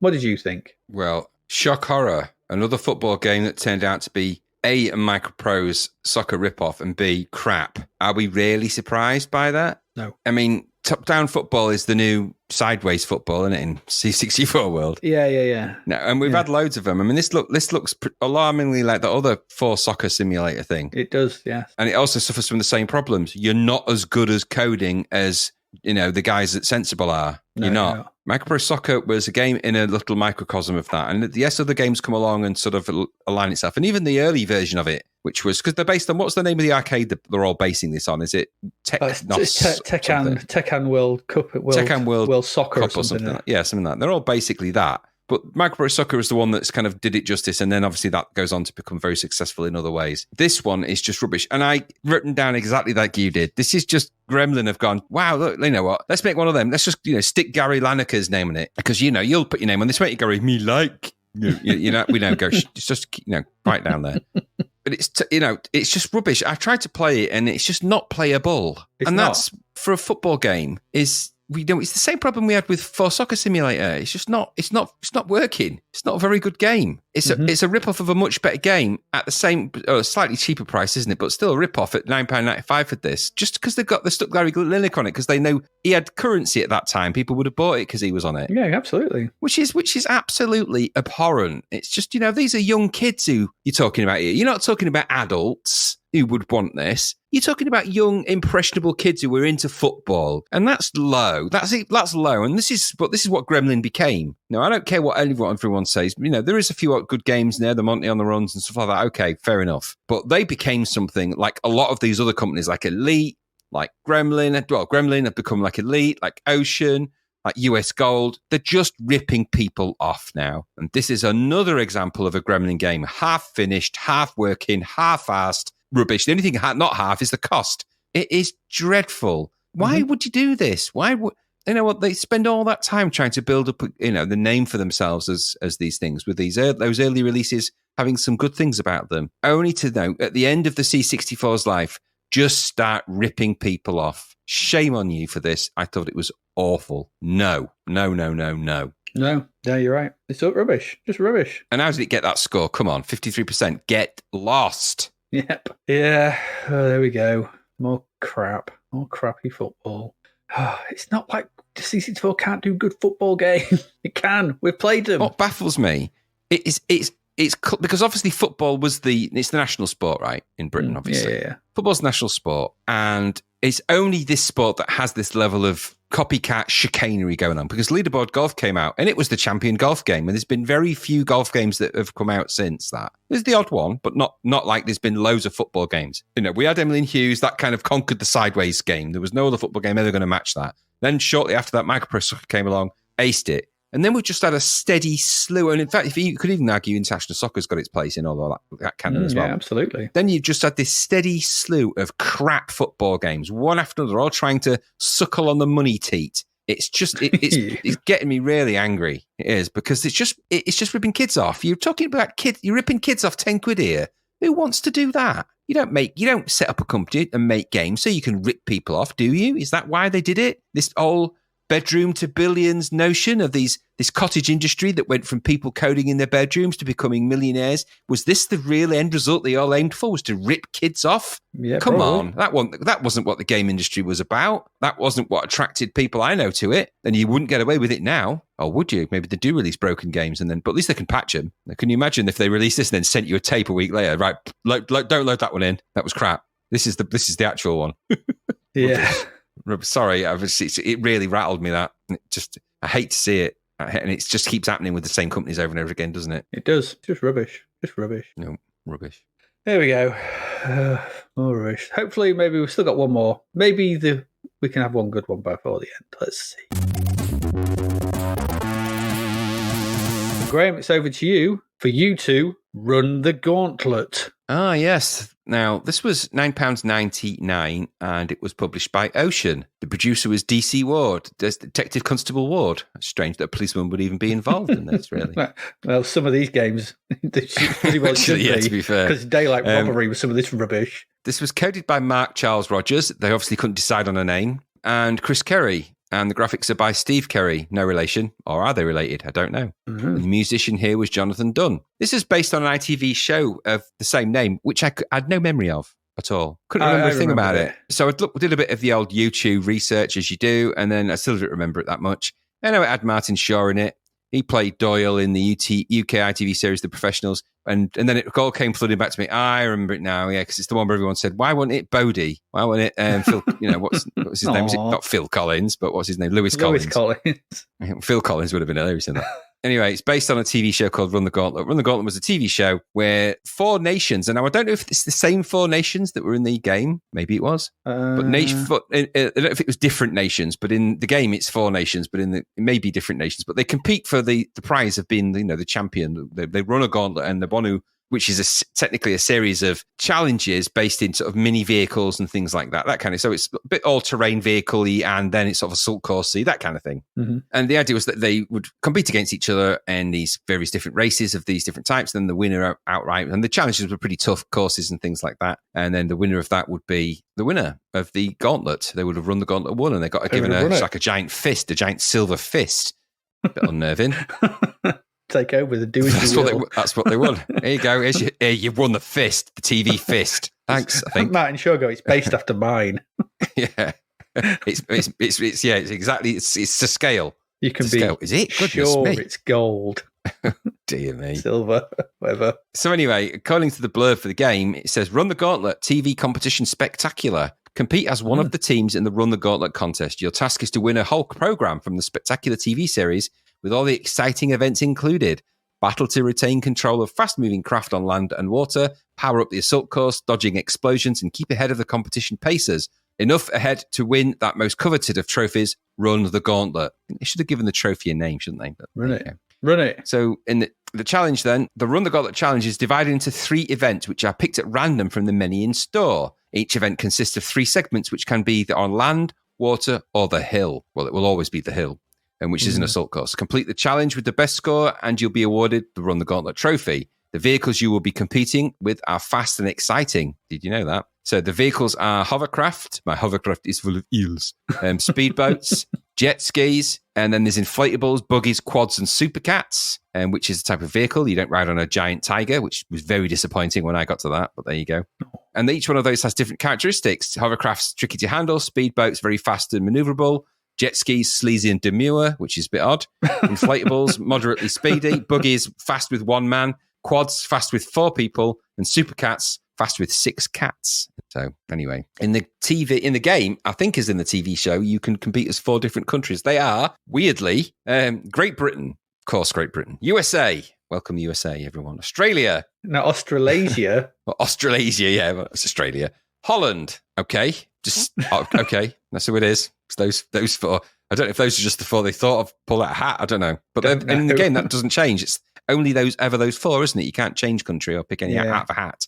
That's it. That's just those. And then, of 4. course, you compete in the 3 separate challenges. The team with the most accumulated scores over the 3 challenges wins the Run the Gauntlet trophy, of course. Apparently, up to 3 people can play it as you take it in turns, with the remaining team person being a pacer. And if you play 2-player, then it has 2 pacers, and so kind of game works out. Which is quite interesting how it does that. Right, okay. So from the stirring title screen, with I thought quite good music actually. It's got sort of sample music in it, but it's not bad music, and not what I expected from Jonathan Dunn either. So that was quite interesting. I was like, wow, okay, that sort of opened my eyes a bit. Quite good. You'll select your team, all nice and bold. You can't really miss that, can you? When you select things, no. He shouts at you. The text is massive. Choose your team. Yeah. Then it's like, and then you get this kind of. It's supposed to be Martin Shaw. I mean, you wouldn't really know because not a lot of people are going to know who he is anyway. And that image is it. It's an 8-bit Martin Shaw. Maybe it's Pete Shaw. It made me laugh on the loading screen. There's the same thing. There's a bit of text in it saying, "Hi, I'm Martin Shaw." Just so you remember. It's like, are you? I felt it was more of a kind of, "Are you sure?" Really. I'm not sure. I'm not sure. Yeah, maybe. I don't know. Close to my chest. So after so you select from the giant selection things, and then Martin will guide you along the way with I'm Martin and that kind of thing. Don't forget. And then you sort of choose the courses that you're going to enter into are chosen for you. So there are always 3. There is always a water course, an off-road course, and the hill, which is the assault course. So there's always those things. But the type of watercourse vehicle that you use and the type of off-road vehicle you use will change. So when I played it, I had hovercraft, supercats, and then, of course, I had to challenge the hill. So that was my version. The hill. What do you mean you never got the hill? Never gave me the hill. They never gave me the hill. I played the whole way through, of course, never gave me the hill. Oh, that's true, because the hill is kind of the key part. No, it never gave me it. I think yours went wrong. I think somehow you made it go wrong. Oh, well. Maybe it does mix them up more than that. But anyway, that's not how the actual TV show works out. But no. So the vehicle changes, of course. The course for the water are seen from a kind of top-down view, akin to many of the simulator-type games that we've seen like this, but actually better than those. Yeah, it is. The top 3/4 of the screen is, of course, where the player sprites and everything is, the background, that's where you are. So the top 3/4 of the screen is the game, essentially. And then it also includes, in this particular level, it also includes the lap indicator as well on the screen at that part. The bottom quarter shows the time for each player in a range of helmets, and you've got to navigate around the course through the flags, through the blobs, the illuminating blobs. In the other versions, you get a little line to follow, the Amiga version stuff. You don't get that here, though. You get blobs that flash. And you've got to go through those, so through the flags, essentially. And then you've got to go around the course in a series of laps. You're racing against other pacers, so you've got to try and, get the best time you can, essentially. Mm-hmm. And again, there's a timer there, and you get penalised for missing gates. You can hit the sort of side of the scenery, and that'll spin your vehicle around, whichever one you might be in, hovercraft or whatever in my version. And there's these explosions that kind of appear. They're in the TV show, actually, as well. There's kind of these like big, not explosions, they don't blow people up, but they're just, they're designed to be off-putting. But here, if you catch him one, it spin you around and knock you off course. There's explosions. Yeah, they always appear in the most annoying place. They're designed to do that, I guess. So you're trying to avoid getting caught in the wake of that, and you've got to race around the course. The vehicles are quite fast. You control in this particular one, you control the vehicle with the joystick, so it's up to accelerate and left to right to rotate. My favourite kind of control, as we all know. Love it when they do that. Although here I have to say it felt a little bit more controllable. Didn't feel like it was tricky, and it depends on the vehicle you got, but I wasn't too far before I was starting to get the hang of it. So I think maybe there's a little bit of affordance in there. It's not overly swingy, I think. So that's the first part. You race around that, and then you'll come to the end, you'll get your time, and then you'll go on to the next one. The off-road that I did is a similar story to the other one. It's a top-down-ish view, kind of a 2.5D effect, really. Slightly more zoomed in, so it's a little bit more, the vehicles are quite large on the screen. The scrolling's all very competent. The top 3/4 is, again, the game window. But this time, the lap details and the miles per hour for the players are indicated in the bottom UI. Again, there's the player helmets, the timers, and their lap time, but you also have, like I said, that laps and the miles per hour. Same notion, though. You control the vehicle around a bendy track, steer with the joystick, avoid the explosions, and try to stay on track. It's not as easy as it sounds. I enjoyed that section a lot more because the pace wasn't crazy breakneck speed. So when you accelerated, it didn't zoom off. You actually could control it around the bends. It felt like I could control it. So that was quite nice. And I enjoyed that. I had a really good race in that. I felt like I got a good game out of that. Mm-hmm. So that was quite good. The final hill, though, well, you didn't get this. So mercifully, you weren't tortured by it, I have to say. I've heard it's a bit of a waggle first. Well, it's okay. It's an assault course, and the assault course runs bottom to top. So you're running up the screen for a start.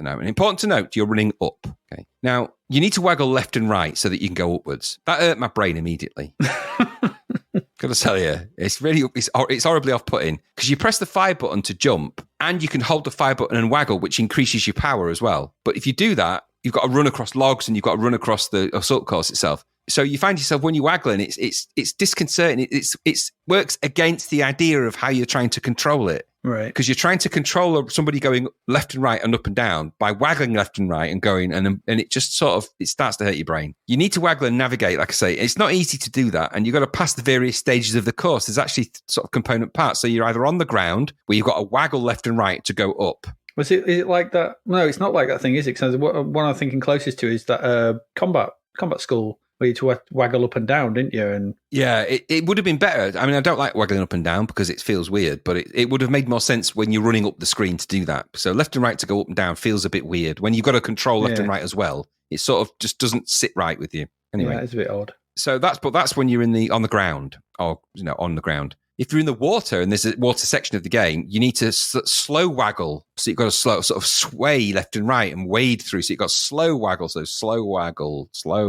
But it's really weird. And then there's a climbing net. When you get to the climbing net, you've got to go right, left, up, down, right, left, up, down, right, left, up, down repeatedly in order to climb over the net. Yes. Trust me, it will drive you crazy. The UI is, again, part of the bottom of the screen, the same way as the others, with the 4 helmets and everything else. But you've also, on this one, and this is where it gets really weird, you have a really weird power indicator in this, which is the shape of a man dressed in his underpants. And the top right under the screen. It really is. And he either looks really buff in his underpants, kind of, giving you a kind of bodybuilder type pose. Mm-hmm. And that's if things are going well, if you're running well and you're doing okay. But if you start to trip or you land in the water, he goes all thin and wan like an old man. and he flips between the two. So it's really weird. And the old man is still in his underpants. It's the same thing. It's like they measure your success in this by showing you a man in his underpants getting old. Now, I would just, an energy bar would have done. Yeah. That's all I didn't need this kind of weird display. It's really, really strange. It sticks out on the UI because it's on the right-hand side, so it's over the sort of top of the game window as well. It's really, really weird. It's just, I don't know. It's not, even the instructions don't mention that. There's no mention of it. Probably best they don't. They would have bought it. I just don't get when they were making all the other games, why out of all the games, they just decided to have an underpant man in it. I don't, it's really weird. How can we best demonstrate to the player whether he's doing very well at this and his energy is this? Well, we'll have a man change sort of. I've just seen Indiana Jones and the Last Crusade. There's a bit in that where a guy ages really fast. I think we should do that. Oh, it's really weird because what happens is as you're running, it flickers between the two. It's really unnerving because 1 minute he's like muscle man, thin man, old man, muscle man, man pants. Then he has muscle legs, thin legs, muscle legs, thin legs. It's really weird. I don't get it, and it's really off-putting, and it's hard enough to waggle and do all the things, and then you're challenged with the man in his underpants looking at you going,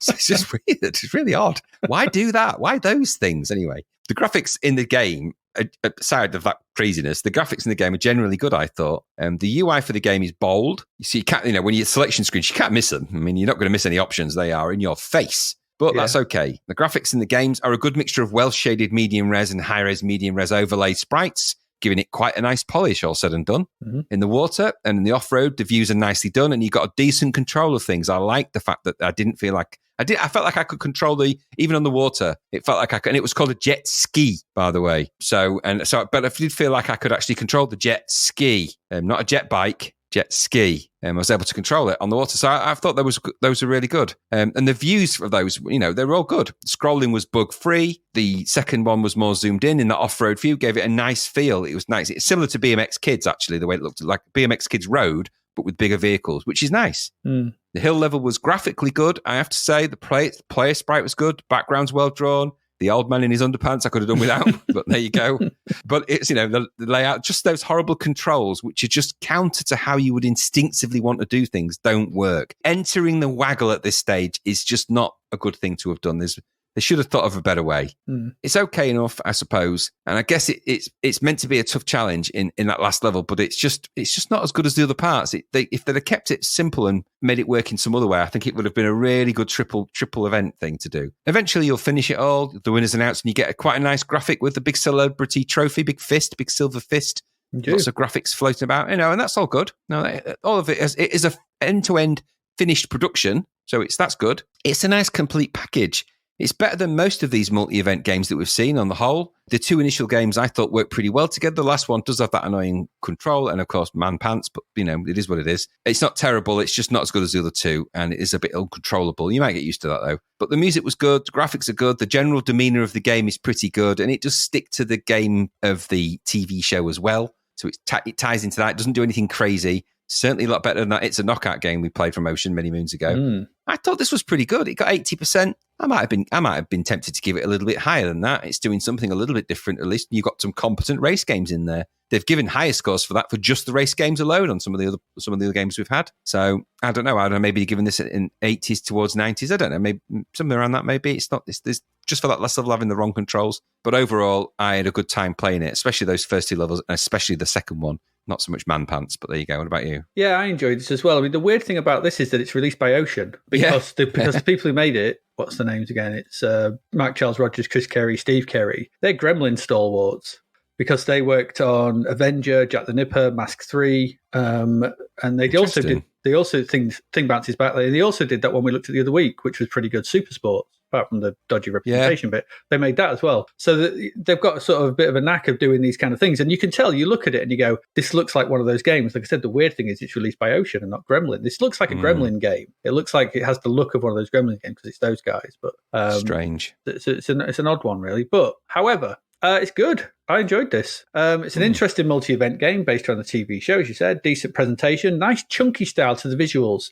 I liked it. It was chunky, and they fit the kind of game this is. It's a chunky game, chunky visuals, chunky sprites, chunky vehicles to be driving around in. And the variety of games on offer is good, even if some of them are very similar, all things said. Yeah, I kept getting, when I went through it about 3 or 4 times, never got the wall. I get like 2 of the driving ones and a boat one, and I'd be like, okay, well, that's what I'm doing, that's what I'm doing. But I like the way that each of the APCs, the quad bikes and the buggies, they all have different courses, different handling, different speeds. They do, yes. I meant to say that. And yes. that's same with on the boats as well. So they don't handle all the same. So that's really nice to see. So the APCs are much easier to handle than the things, but everything's slower, stuff like that. So it's really good. The bombs piss me off. And so, yeah, so that's well realised. The whole thing moves along at a good old pace. The games come thick and fast, and it just works as you'd expect it to. It just moves along, and you're playing them, and you're enjoying them. The multi-load's a bit of an annoyance, and I can imagine the cassette version was a right pain in the ass when you don't know what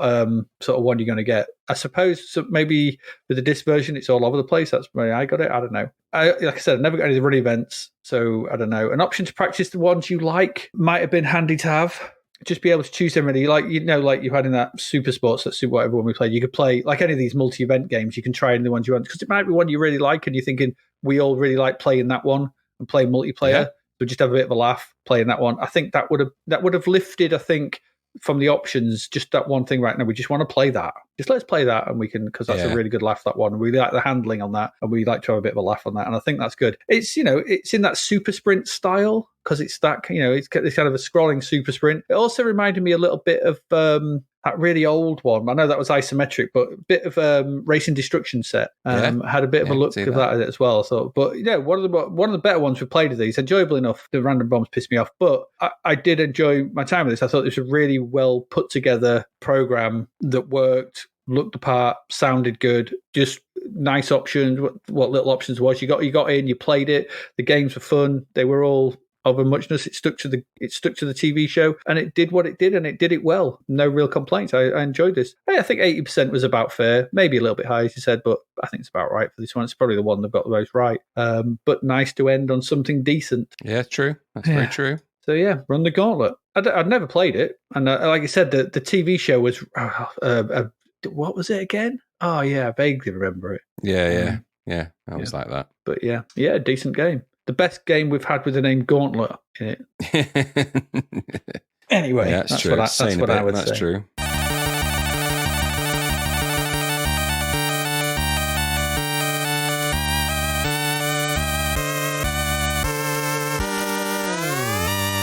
There we go. That's it. That's our 8 games for this week. What have we had? We had Silkworm, which was all right, a bit flickery and a bit lifeless, maybe. Turbo Esprit, which should have been lifeless. It should never have been released. Not ever. It should have just stayed where it was, on Durrell's Big 4. Action Service, confusing, dun, dun, dun, dun, dun, dun, dun. Hey, whatever it was. I don't know what to say about Action Service. What a mess. Bomb Fusion, which was a really, really good budget sort of arcade blast. I really enjoyed that. Realm of the Trolls, which was dull. Human Killer Machine, which was pointless, again, rubbish. Gary Lineker's Hotshot, there's nothing hot about it. And finally, Run the Gauntlet, which was actually pretty decent. There you go. That's it. That's our first lot of games. It's just May and all the months going on from now on are just 2 weekers. So we've got another 8 coming up next week. Do you know what? Would you like to know what we've got coming up next week, Graham? I do. Okay, well, we have Renegade 3, the final chapter. Okay. Speed Zone. Okay, that sounds intriguing. Renegade 3, the final chapter, looks really weird. I don't look at it. Looks really odd. I don't know. I'm not sure about that one. Speed Zone, 10%. Not expecting much. Something called The Deep. Okay. That is F-14 Tomcat. I have a vector chill in my heart for that one. You placed a vector chill in my heart. Last Duel, which is another arcade conversion. Chicago 30s, God knows. Journey to the Center of the Earth, Ace 2088, and finally a quick look at Heavy Metal Paradroid, just to see what that's like. Okay. And that's our next week.